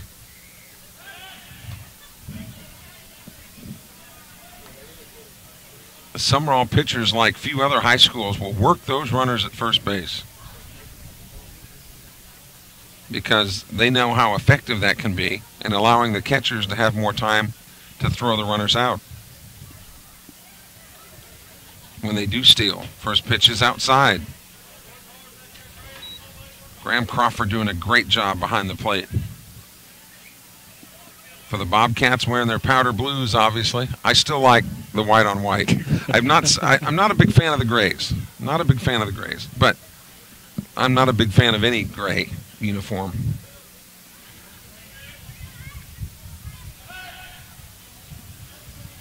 What about the gold? And the gold with the white pants. Mm-hmm. Have we seen those yet? I don't think so. No, because we've had gold on gray. We haven't had gold on white.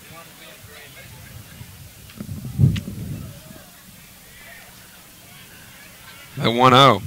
Breaking ball. Beauty. In there for a strike. 2 outs. Runners on first and third for Centreville here on the top of the 6th. Sumrall leading 4-2. The wind now has quieted. Dennis Jackson straight away in center field. Here's the 1-1 from Reddy. Low. 2-1. Brandon McIntyre, the third baseman, is in the on-deck circle. So Centreville now 8-2 on the season. Sumrall trying to make them 8-3. There's a pitch throw to second base. Is safe. The runner comes in from third to score. That makes it a 4-3 baseball game.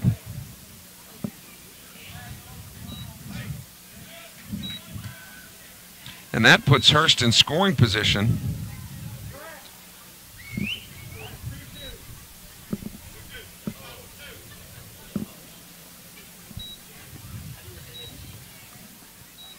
Two balls and 2 strikes, 2 outs.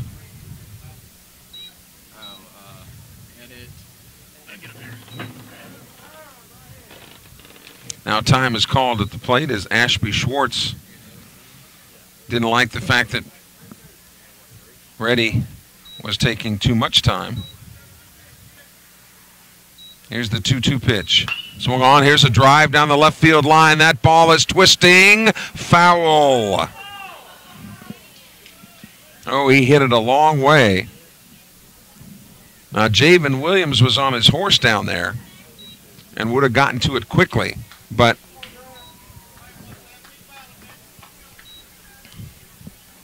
it was foul, and the count stays 2-2.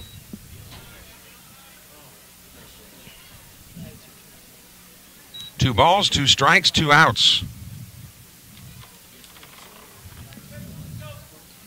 Centreville batting in the top of the 6th inning. 2 called, strike 3. Fastball at the knees. Schwartz goes down. But Centreville comes up on with 3 runs on, check that, 2 runs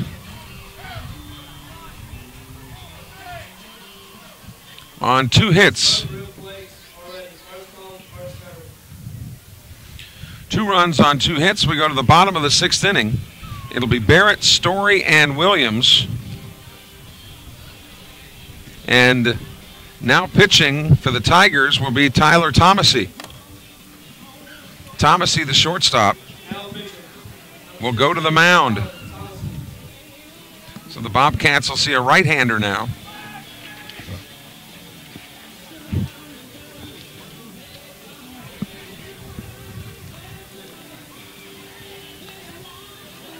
You can support your high school and give them the hometown advantage when you dine at Buffalo Wild Wings in Hattiesburg. On the day of the game, go in to eat, tell them what school you're with, and Buffalo Wild Wings will give 10% of the cost of your meal back to the school. The menu is loaded with go-to crowd pleasers and fast break lunch specials daily, so you can feed your family and support your team in a fun family atmosphere. Buffalo Wild Wings just off of I-59 at Hardy Street in Hattiesburg. So Thomasy, a shortstop with a fresh arm, comes in, but the complexion of this game has changed. It is now 4-3.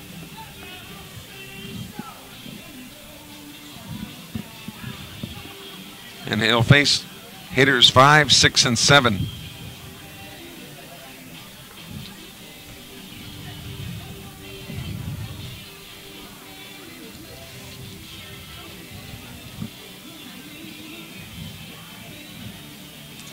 DeLee pitched pretty well. Gave up 4 runs on 5 hits. But he can only lose this game. He cannot win it. And here comes Hunter Barrett, who is 0 for 1 with a strikeout and a walk. Now batting for your Bobcats, number 7, Hunter Barrett.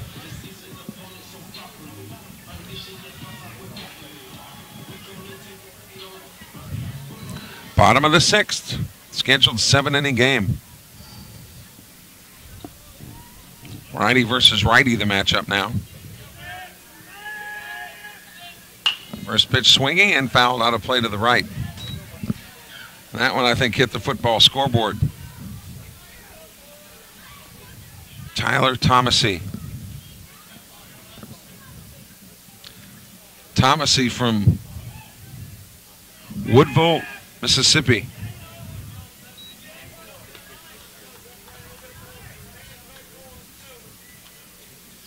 1-1 as that pitch was outside.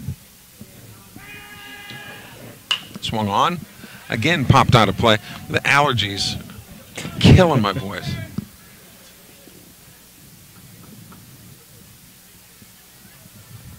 We got another game to do tonight. Yeah. Yep. Here's the 1-2. Got him. Right on the outside corner. Called strike 3. Not a whole lot of argument from Barrett. And here's Mason Story.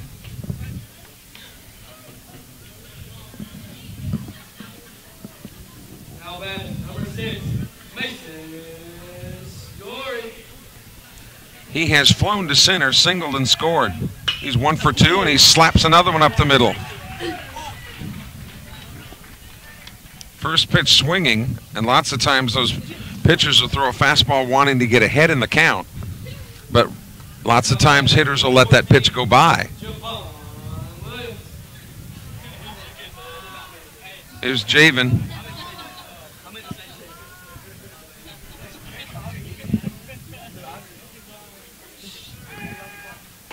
First pitch is outside to Javen Williams.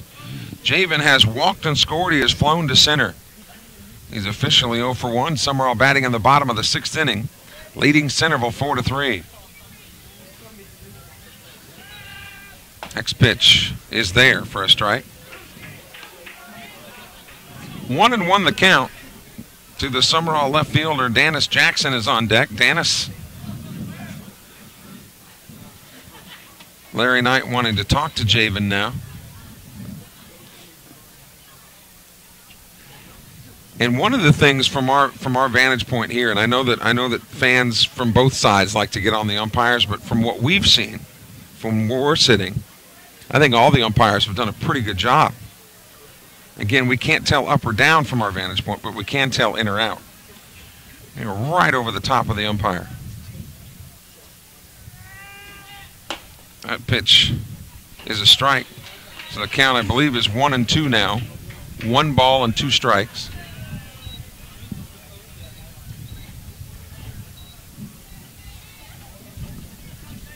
With Story at first base. Throw over to first. Story long and lanky. Normally you want to get about a body length and a half as a lead at first base.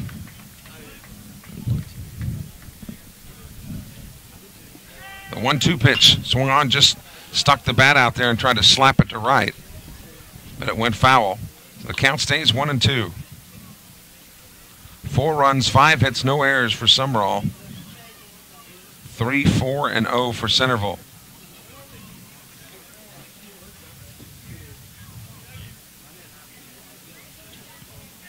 The 1-2 pitch. That gets away from the catcher, Cade Hurst, and waltzing down to second base is Story.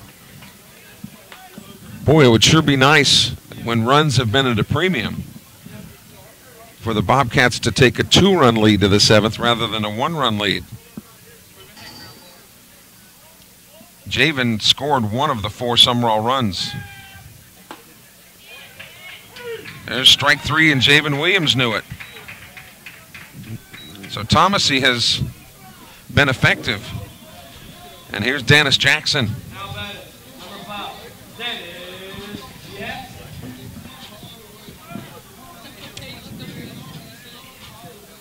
Jackson struck out swinging in the 2nd. He singled with an RBI in the 4th.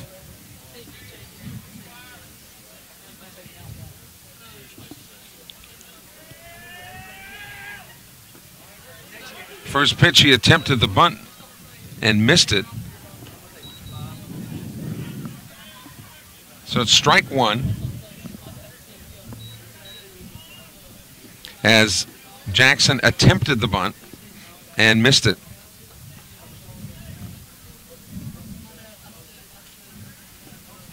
Two outs.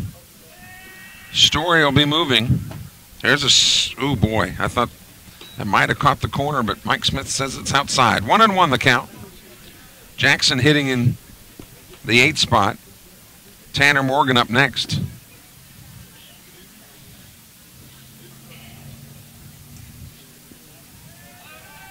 Thomas, he throws to second base. It was kind of a haphazard effort. And cutting across the bag and making a good catch was Wyatt Brabham. Sumrall batting in the bottom of the 6th inning, leading by a run. Would like to get some insurance here with Story at second. Got away from the catcher, but Story couldn't read it from that far away. So he stays tethered to second base. And again, he's in scoring position anyway. Cardinal Sin is making that third out at third base. So he'll be moving on contact. The count is 2-1 to Dennis Jackson. That's high. 3-1. Tanner Morgan with a double and 2 RBIs. He's in the on-deck circle.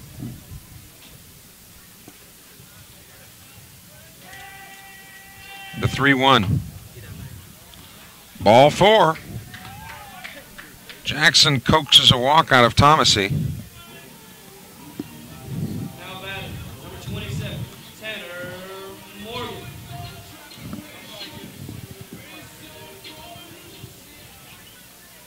So runners on first and second now. A gapper would be big.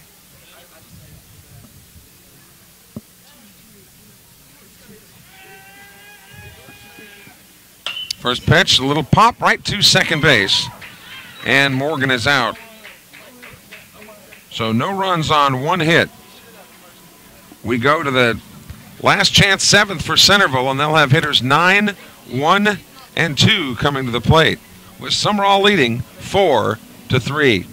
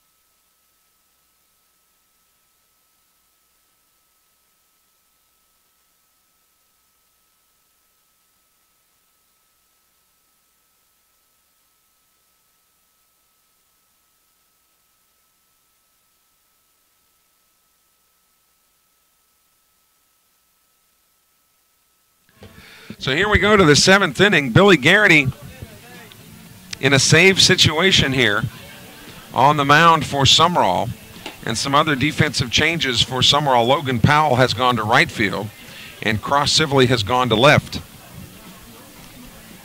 So it'll be up to Garrity to try to finish it up, and he'll face McIntyre, Brabham, and DeLay. Regardless of when this game gets over, there'll be about a half an hour break. And then Sumrall and PCS scheduled for a 7 o'clock start. It's not going to be too much later than that. Not too much. Thank goodness for small favors. After a couple of late nights last weekend.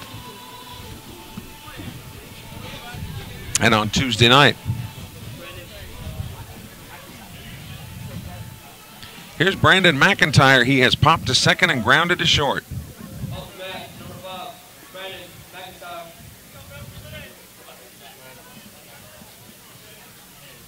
Garrity on to try to get the save. Garrett Robbins had a save earlier in the year against Hattiesburg, but again, Robbins tweaking that hamstring, and they want to make sure that he is 100% going into district play. First pitch from Garrity is outside, ball 1. Garrity's got the ability to throw flames. And it's got to get across the plate, the 1-0 pitch. That's there for a strike. Fastball at the knees. Centreville coaches thought it was low. Toughest job in America besides President of the United States. being an umpire in Mississippi high school games. 1-1 pitch. Outside, 2-1. Garrity not wasting a lot of time. And now the Sumrall coach is writing Mike Smith a little bit. Here's the 2-1. That's there. 2-2. Garrity just rearing back and firing.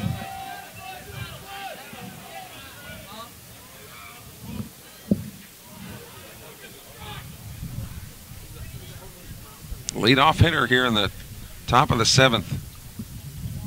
Swung on, chopper toward third. This is going to be a tough play for Barrett, and he will not have a play. Infield hit.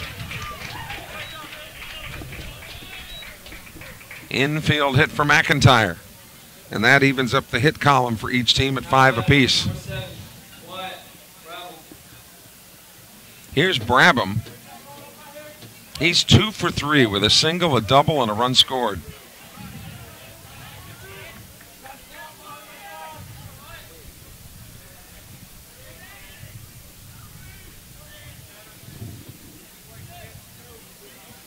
And again, it's just a 1-run lead. So does Centreville play the bunt here with the leadoff man? Didn't show it. And the pitch is high, ball 1.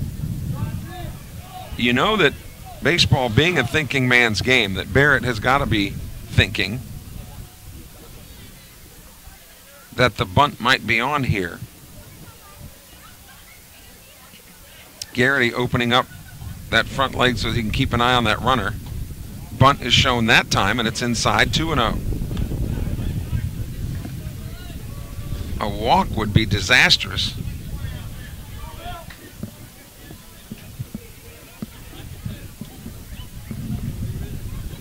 Two 2-0 the count.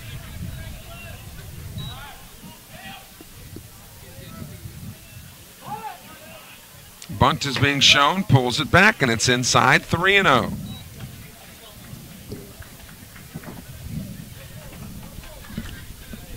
And Larry Knight will take a stroll. There is no defense for a walk.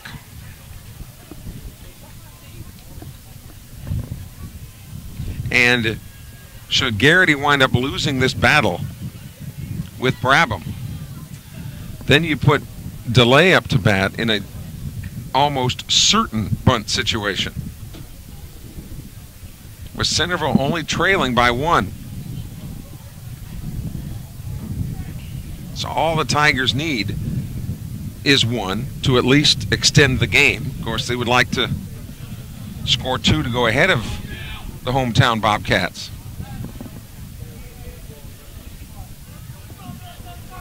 But 3-0, he'll be on the take here. Even showing it at 3-0. And that's there for a strike. Garrity kind of dropping down from a 3/4 angle. Now, does Jason Horn call the bunt again? Wyatt Brabham is leadoff hitter. Up to bat.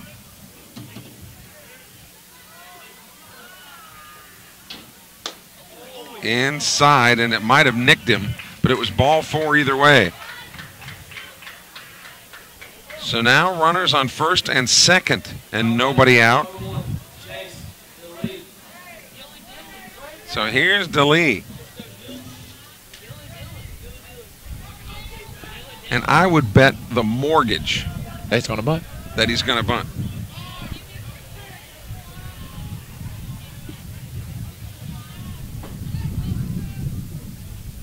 And Barrett kind of slowly creeping in. Here comes Zane Berry now, expecting it. And it's down in the dirt. Ball 1.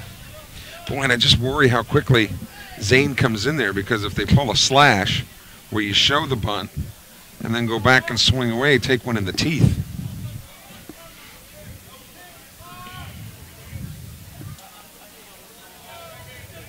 Berry waiting to see if he shows. Here comes Berry now. Puts the bunt down, and it is a beautiful bunt. The play will have to go nowhere. Berry cannot handle it. Lost the handle on the ball. That'll be ruled an error. Off the bat, number 10, Dustin Roberts. So the bases are loaded with nobody out.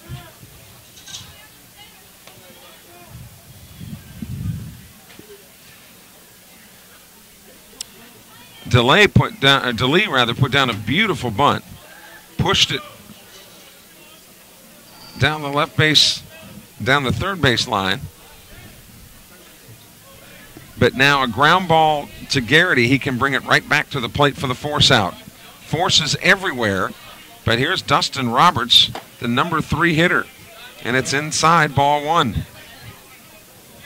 So Garrity has worked himself into a jam here. He was in a save situation.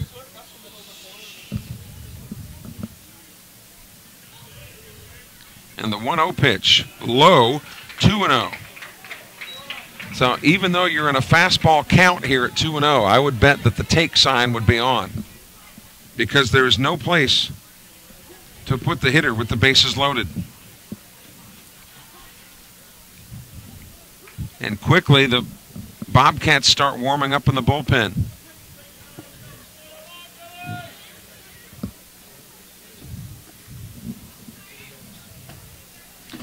Cody Davis, the senior right-hander, getting to work, and no doubt he's got the instructions to step on it.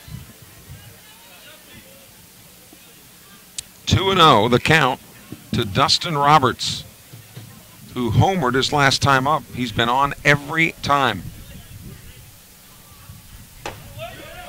Strike on the corner.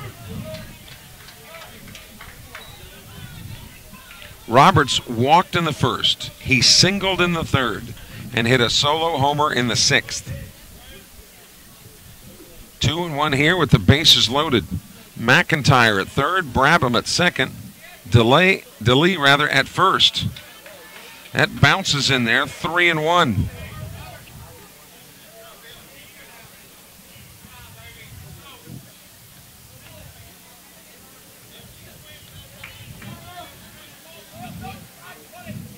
Power versus power here. Garrity versus Roberts.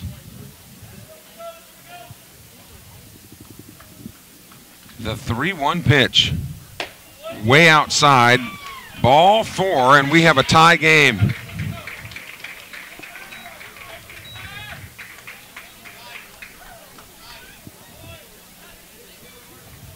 So the troublesome Dustin Roberts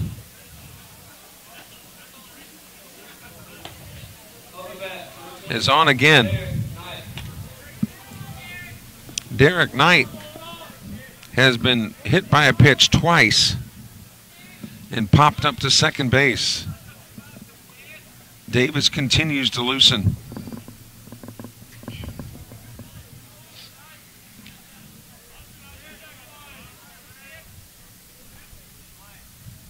There's a strike. Garrity was on to try to save it for Grant Reddy. But now Reddy will get a no decision. This will be Garrity's now to either win or lose.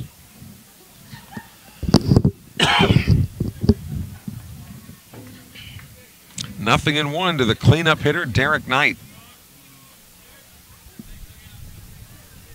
That one skips in there. Count is 1-1. Centreville got 1 run in the first, 2 in the 6th, 1 more here in the 7th. Sumrall got 2 in the first, or 2 in the second rather, 1 in the 4th, 1 in the 5th. We're tied at 4, but the bases are still full of Tigers and there's nobody out. Swing and a miss. Big pitch there. Garrity's ahead in the count now, 1-2. There's a practice field beyond the left field wall here at Sumrall, and sometimes when I see those light stands, I see that the lights aren't on, I'm going, well, what's wrong? But those are actually lights to the practice field, not to Larry Knight Field here.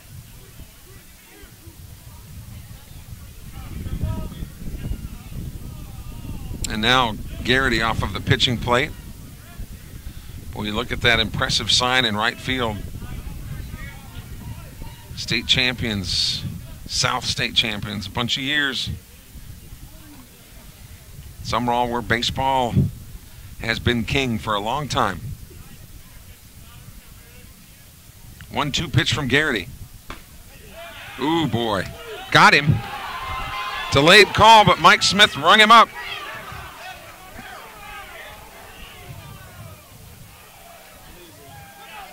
So here's Thomasy.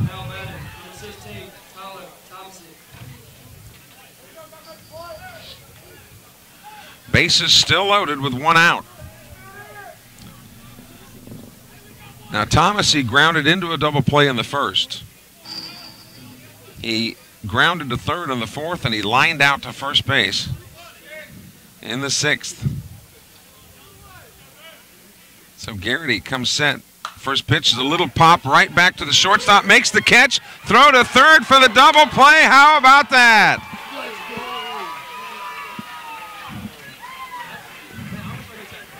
Centreville got 1 out of all that.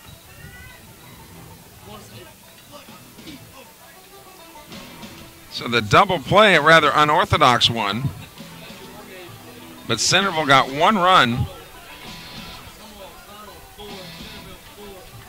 on no hits.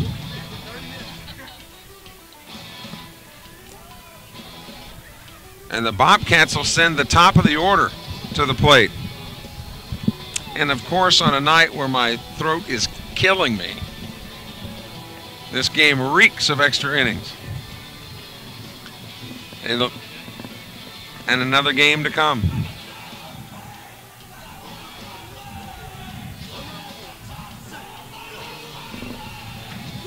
The singer on the PA, the singer on the music here apparently is pretty mad about something. He's just screaming. So can the Bobcats manufacture one here in the bottom of the 7th in this 4-4 ball game?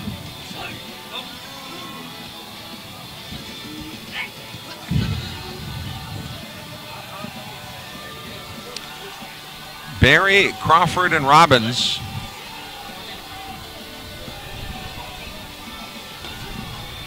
will be the men responsible to try to get it going.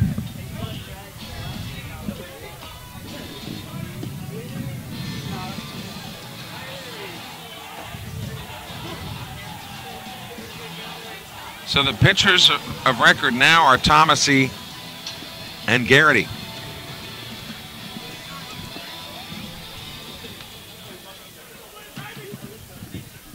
And Zane Berry has a 1-for-2 night.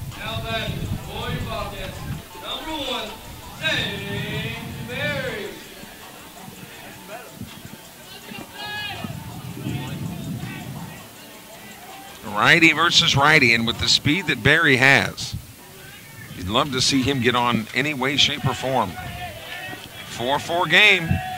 Last chance, 7th for Sumrall. Well, not the last chance because we're tied. There's a strike to him. Last chance for extra innings. To keep it from going extra innings. Just about every game Sumrall's been in this year has been nail biters. The 0-1 pitch makes it 1-1.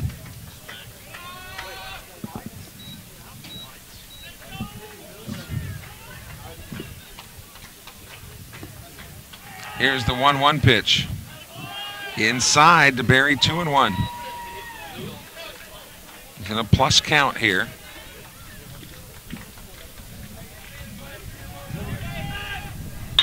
Swung on, grounded to second base. Should be routine. Berry is retired, and here comes Graham Crawford.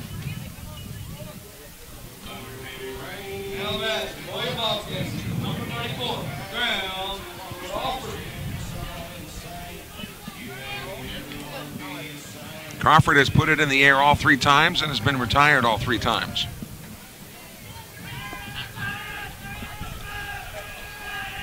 First pitch to him. Strike on the outside corner.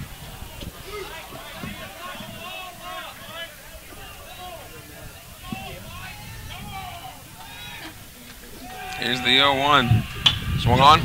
It's a drive to left, but in the park. But the wind was wreaking havoc out there. The right fielder having difficulty tracking it down, but Gavin Shaw gloves it. Up the bat, number 10, Garrett Robbins. So there's 2 up and 2 down.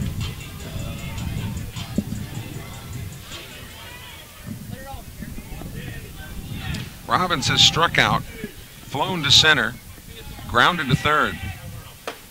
First pitch is away, ball 1.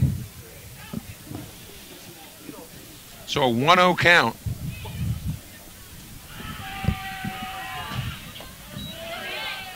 There's a strike. 1-1. Sumrall fans thought that one was a little bit low. Robbins has the ability to end the game with 1 swing. That's outside. 2-1.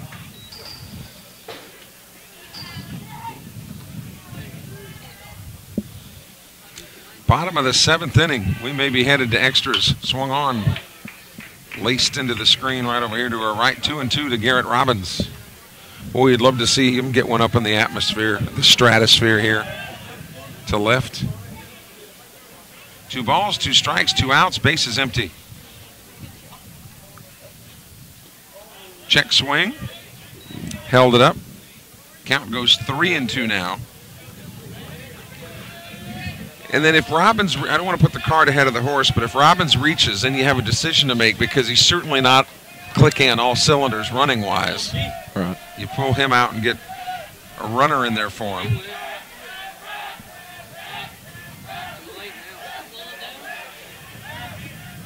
Because Garrity would be up with a chance to win it for himself. A 3-2 pitch. Too low, ball 4. So there goes Robbins, and we'll see how they play it with Robbins here. And here comes Larry Knight. And you'd think sometimes that this is scripted, but I'm just talking strategy here, and as soon as I say something, here comes Larry Knight.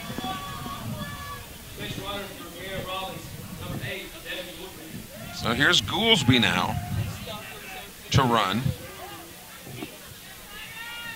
And boy, if big-time Billy Garrity can get one up in the air to right field and maybe end this thing. And he would be the winning pitcher after all that. So 2 outs for Sumrall here in the bottom of the 7th in this 4-4 game.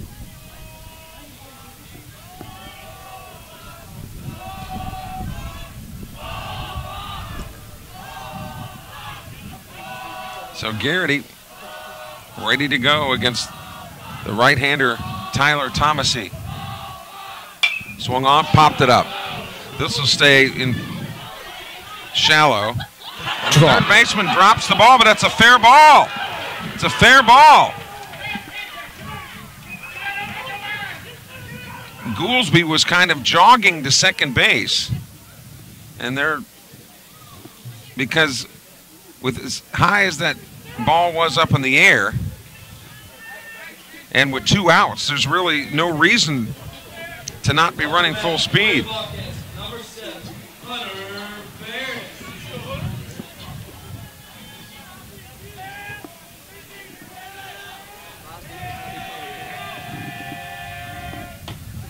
So here's Hunter Barrett now. Goolsby will be moving. And E5 has extended this inning. Goolsby will be moving with 2 outs. They could just find a way to get one through here. Hunter Barrett has walked, has struck out, swinging in the 3rd, struck out looking in the 6th. Trying to win the game here in the 7th. Swung on, slow roller, off the pitcher's glove. Thomasy will have a play at first, and we're going extra innings.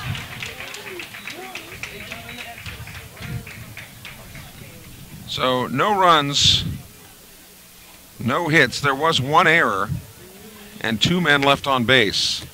So we've completed 7. We're tied at 4. We'll go to the 8th inning in just a moment. This is the home of Sumrall Bobcat baseball.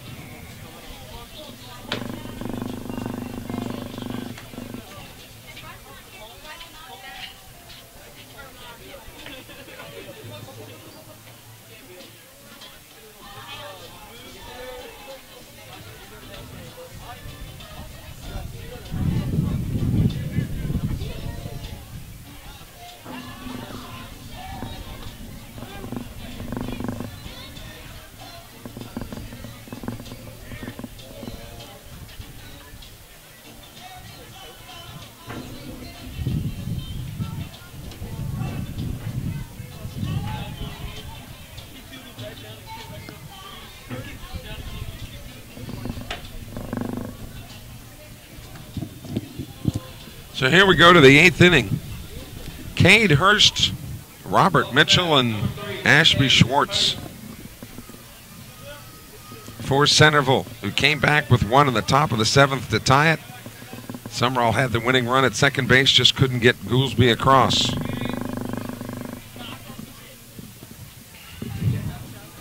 So Hurst has walked, flown to left, and singled. First pitch from Garrity is hit off the fist to the right side, foul ball. So the Bobcats having to work extra, and they'll have to take on some more Bobcats here in just a while. Win or lose this game, Sumrall will play PCS. Here's the 0-1 pitch. Swung on, chopper right back to Garrity, over his head. Look out. Nice play by Morgan to release it in time, and they get him by half a step. What a play by Tanner Morgan.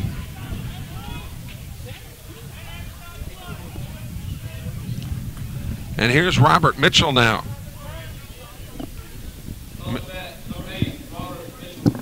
Mitchell's been hit by a pitch. He's grounded to third and popped to first base. Wind freshening now, blowing out toward left. First pitch swing and a miss as Garrity challenged him. Centreville batting in the top of the 8th inning. We're tied at 4.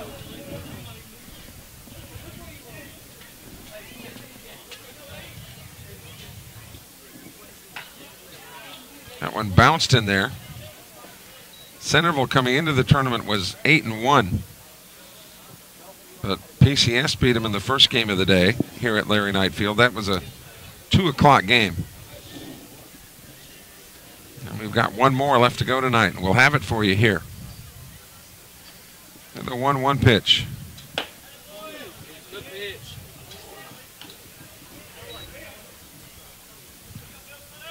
That pitch was up just a little bit, 2-1 the count. 1 out, bases empty for Centreville here in the 8th. That's short. 3-1.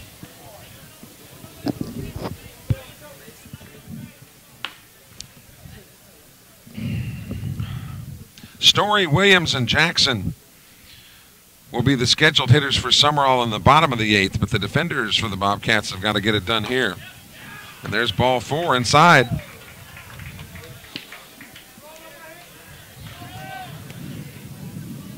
And that'll bring up Ashby Schwartz.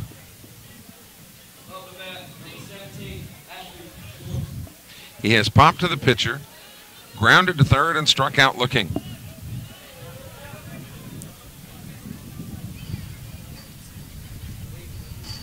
Garrity on in relief of Grant Reddy, who was on in relief of Payne Phillips. First pitch from Garrity is a fastball, a blazing strike on the outside corner. Garrity, the quarterback of the Sumrall football team, being called upon here. Larry Knight having to manage his pitching staff because we've got another game yet to go. 0-1 pitch. Swung on, just got a piece of it, but squibbed it foul behind the plate. 0-2. Ashby Schwartz hitting 8th in the order. Brandon McIntyre would be next.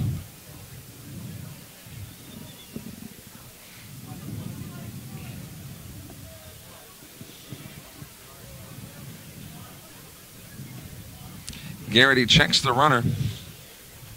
Want him to go right after him here. That's off the plate. Snap throw back to first.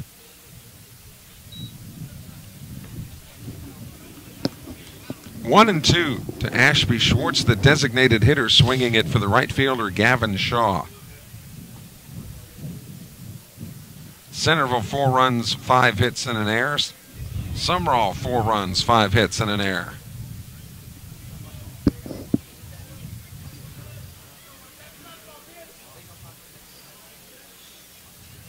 The 1-2. High and inside, 2 balls and 2 strikes. Cross Sibley in left field for Sumrall. Dennis Jackson in center.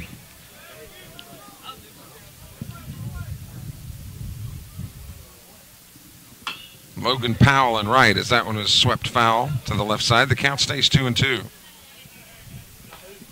The infield has been intact the entire game. Barrett at third. Morgan at short. Both of them have made dazzling plays at different times in this game. Zane Berry at second. And Mason Story at first. 2-2 pitch from Garrity. And that hit him in the head. And Schwartz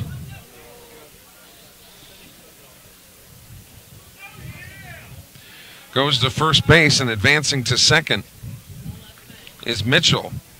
And here's McIntyre.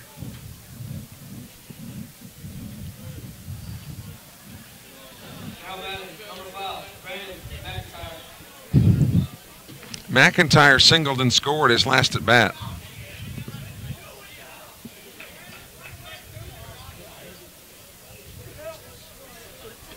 So Garrity, with the rifle of an arm, been just a little bit erratic here in this relief appearance.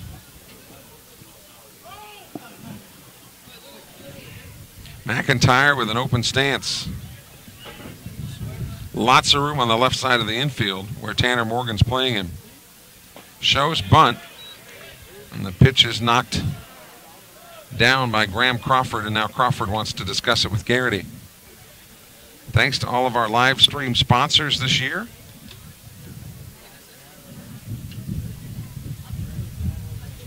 Including Dyket's Professional Drugs and South Group Insurance.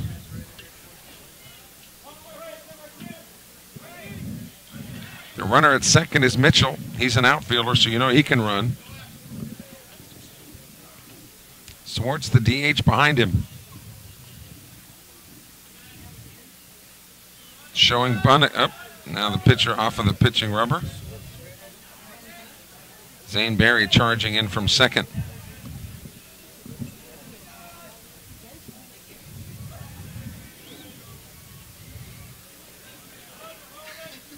Billy Garrity working with Graham Crawford, the catcher. Again, here comes Berry on the charge. Bunt is shown. It was not a good pitch to bunt as it was low and inside, but it'll be a strike.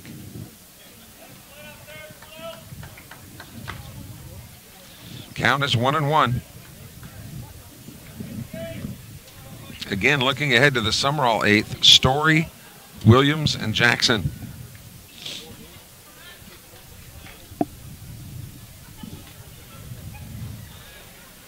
Runners at first and second here with one out.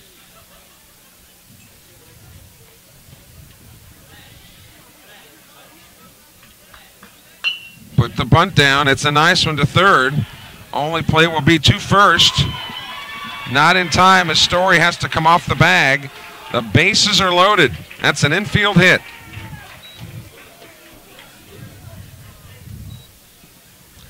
Centreville showing some prowess with the bats and putting down some bunts. The entire infield, other than Story wanting to talk this over. And here is Wyatt Brabham. Brabham has been on 3 of the 4 times he's been up. Bases are loaded, 1 out. The first out was the first batter of the inning, Cade Hurst, who grounded to short. Infield pulled in. First pitch is high, ball 1. Billy Garrity, the third of 3 Sumrall pitchers used in this game. Ground ball to him would come right back to the plate for the force out. And then Crawford would sing it to first and hopefully get the double play. Now Garrity off the pitching rubber again. Garrity walked the second hitter, beaned the third hitter, and an infield single has loaded the bases. That pitch is low. It is 2-0.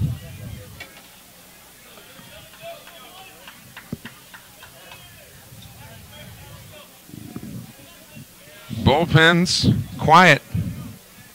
So it looks like it's going to be up to Thomasy and Garrity on the hill.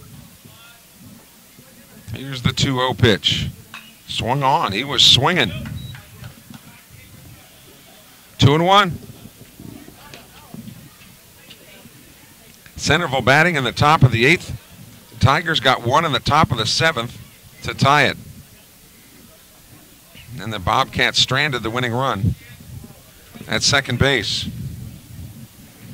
The 2-1 pitch to Brabham coming from Garrity. Swing and a miss. Boy, would this be huge. If Garrity could get the K-Burger here. Because Jace DeLee is on deck, and DeLee doesn't have a hit tonight. He's 0 for 4.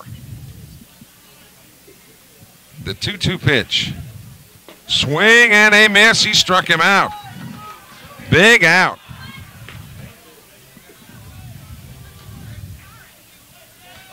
Two away. DeLee has grounded to second twice. He has grounded to third, and he reached on an error.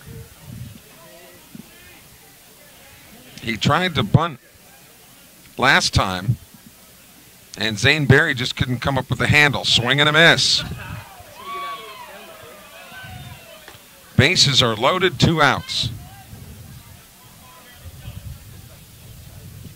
So Garrity worked himself into it and is now trying to work himself out. Here's the 0-1. Tried the bunt.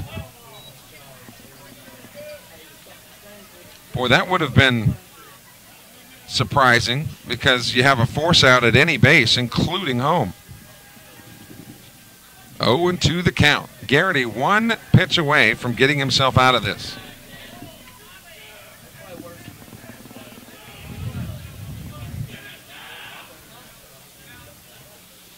From the full windup, Garrity kicks and delivers. Nope, outside, 1-2. Tiger runners will be off with any type of contact with 2 outs. No runners being held. Swung on, just stuck the bat out there and got a piece of it. And it remains 1-2. Again in the Sumrall 8th, Story, Williams, and Jackson.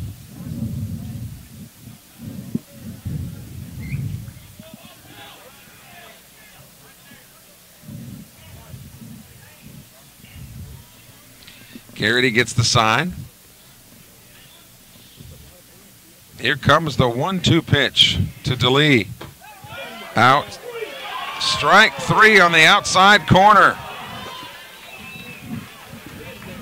And DeLee kind of slings the bat over by the dugout.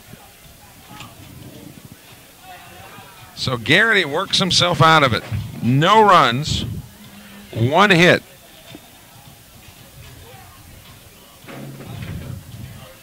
We go to the bottom of the 8th inning.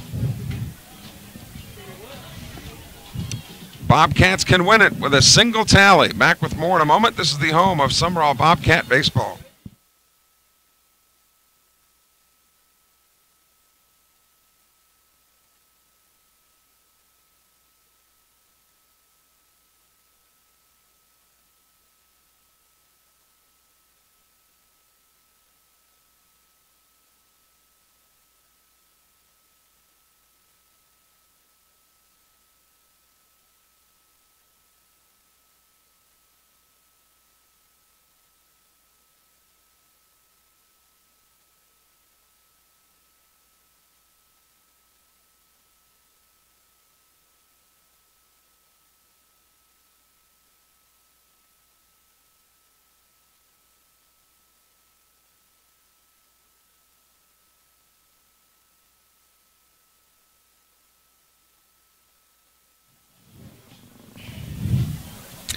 Mason Story comes up to bat here in the bottom of the 8th inning. Now batting for your Bobcats, number 6, Mason Story. Story has flown to center. He singled and scored in the 4th. He singled and was stranded in the 6th, so he is 2 for 3. And boy, would the Bobcats love to see him get on base. Swung on, popped out of play to the right side. One little old run is all the Bobcats need before they get ready to play the other Bobcats from PCS. Thomasy working quickly and misses with that one, 1-1. Story will be followed by Cross Sibley now. 2-1. Sibley went into the game when Javen Williams came out, when Larry Knight made the pitching change. 2-1 count. Fouled at the plate, 2-2 now.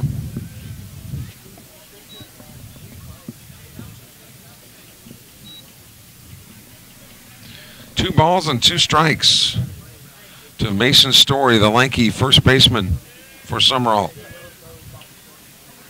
Bobcats trying to win it in the bottom of the 8th inning.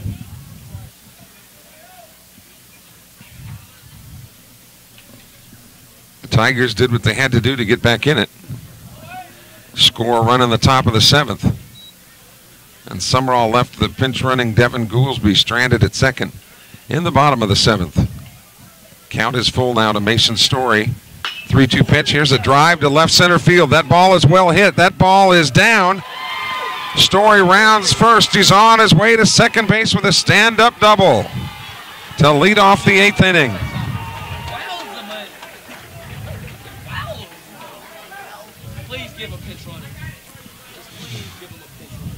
And Larry Knight wants to go to the bench.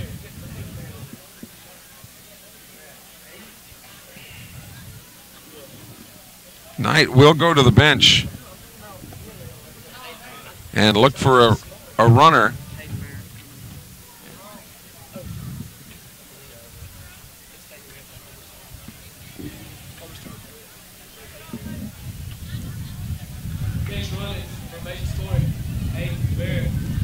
So Hayden Barrett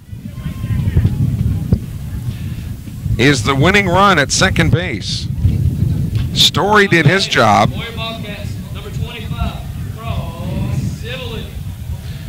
So here's Cross Sibley now. Now, if you were in Vegas, the bunt would be even money. You wouldn't make any money, but you wouldn't lose any either.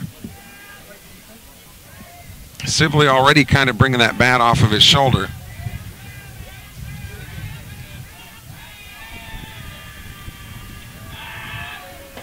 First pitch is high and outside, and Sibley did bring the bat off the shoulder. Dennis Jackson on deck. Sumrall trying to win it in the bottom of the 8th inning.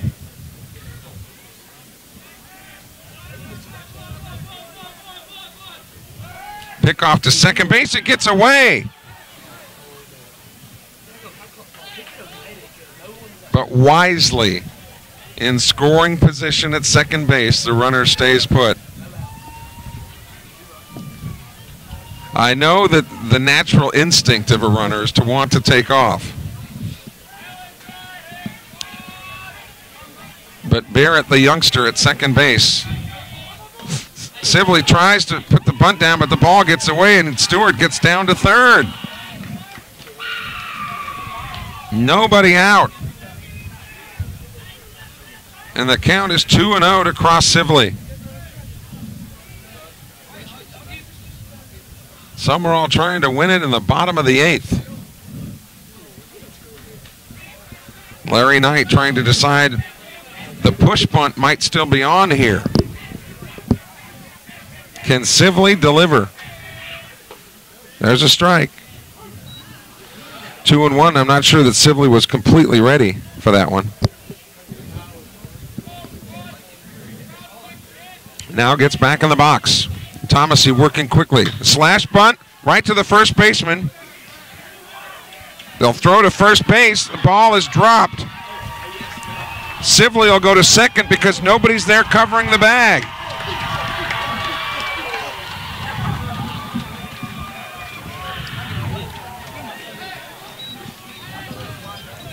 Now batting, number 5, Dennis Jackson.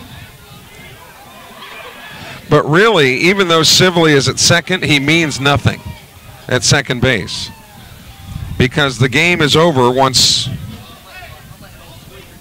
Barrett would score from third. Here's Dennis Jackson with the infield pulled in. Again, Sibley means absolutely nothing at second. First pitch to Jackson is a strike that splits the plate. Jackson is 1 for 2 tonight with a strikeout and a single.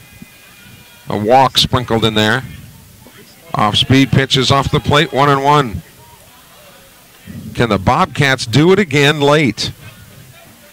They did it against MRA. Did it against Hattiesburg, 1-1. Outside, 2-1.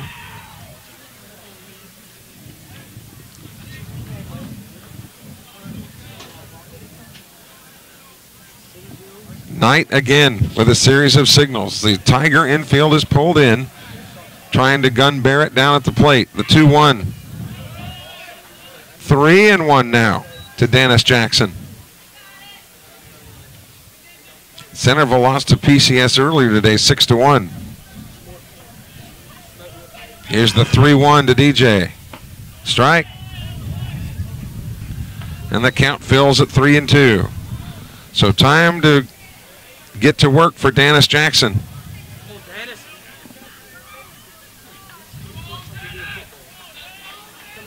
Payoff pitch coming to the center fielder. Check swing, strike 3, down he goes.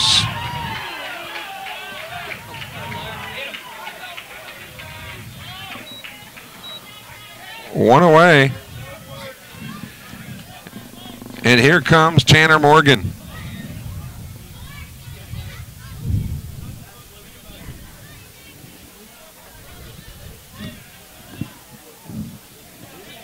One out. Now batting, number 27, Tanner Morgan. Morgan has doubled. He has struck out looking, and he has lined out to second base. Any type of thing to the outfield. Now they're going to walk Morgan to set up the double play.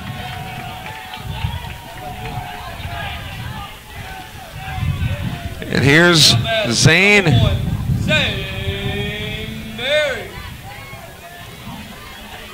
The reason that they walked Tanner Morgan was not because they thought he was a better hitter, but it sets up the double play, which would get them out of the inning. And they can play regular depth. The first pitch to Barry, swing and a miss. And you see where Barry was trying to win it with a grand slam. And Steve Cooley comes down from first base telling him, look, a single wins this game. Just take some out of the infield. The infield is back, though, looking for the double play. The 0-1 pitch is outside, ball 1. It also brings the walk into play because there's no place to put him. That would be a winning RBI, so things looking good for Sumrall right now. Here's the 1-1 pitch. Gets away from the catcher. Here comes a play at the plate, and he is out.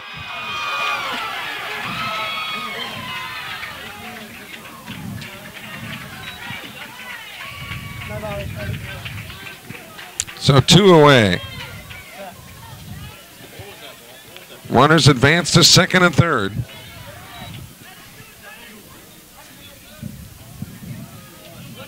Now Sibley is important because he's at third. We said a minute ago, 2-1 is the count. We said that Sibley didn't mean anything, but he does now. Outside, 3-1. Now the walk's not in play.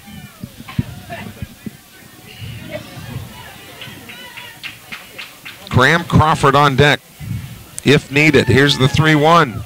Swung on, foul ball. Count fills at 3-2.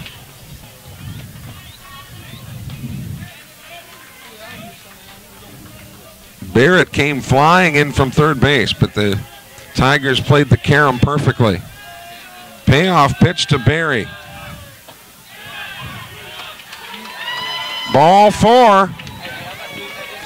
He goes to first. Now batting, number 34, Graham Crawford. So it's up to Crawford. Sibley is at third. He represents the winning run. The first pitch to him. Strike.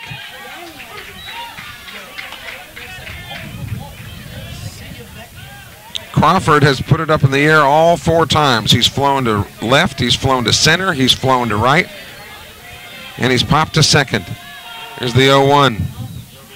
Gets by the catcher. Here comes Sibley. Sibley to the plate. He scores and Sumrall wins.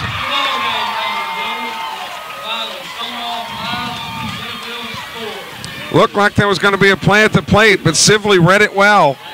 On the secondary lead, he got the jump. And once it got by the catcher, that's what the Bobcats needed.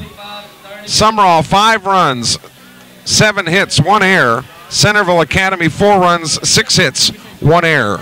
Billy Garrity is the winner, and Tyler Thomasy takes the loss. We'll take about a half-an-hour break. PCS and Sumrall will get ready to play.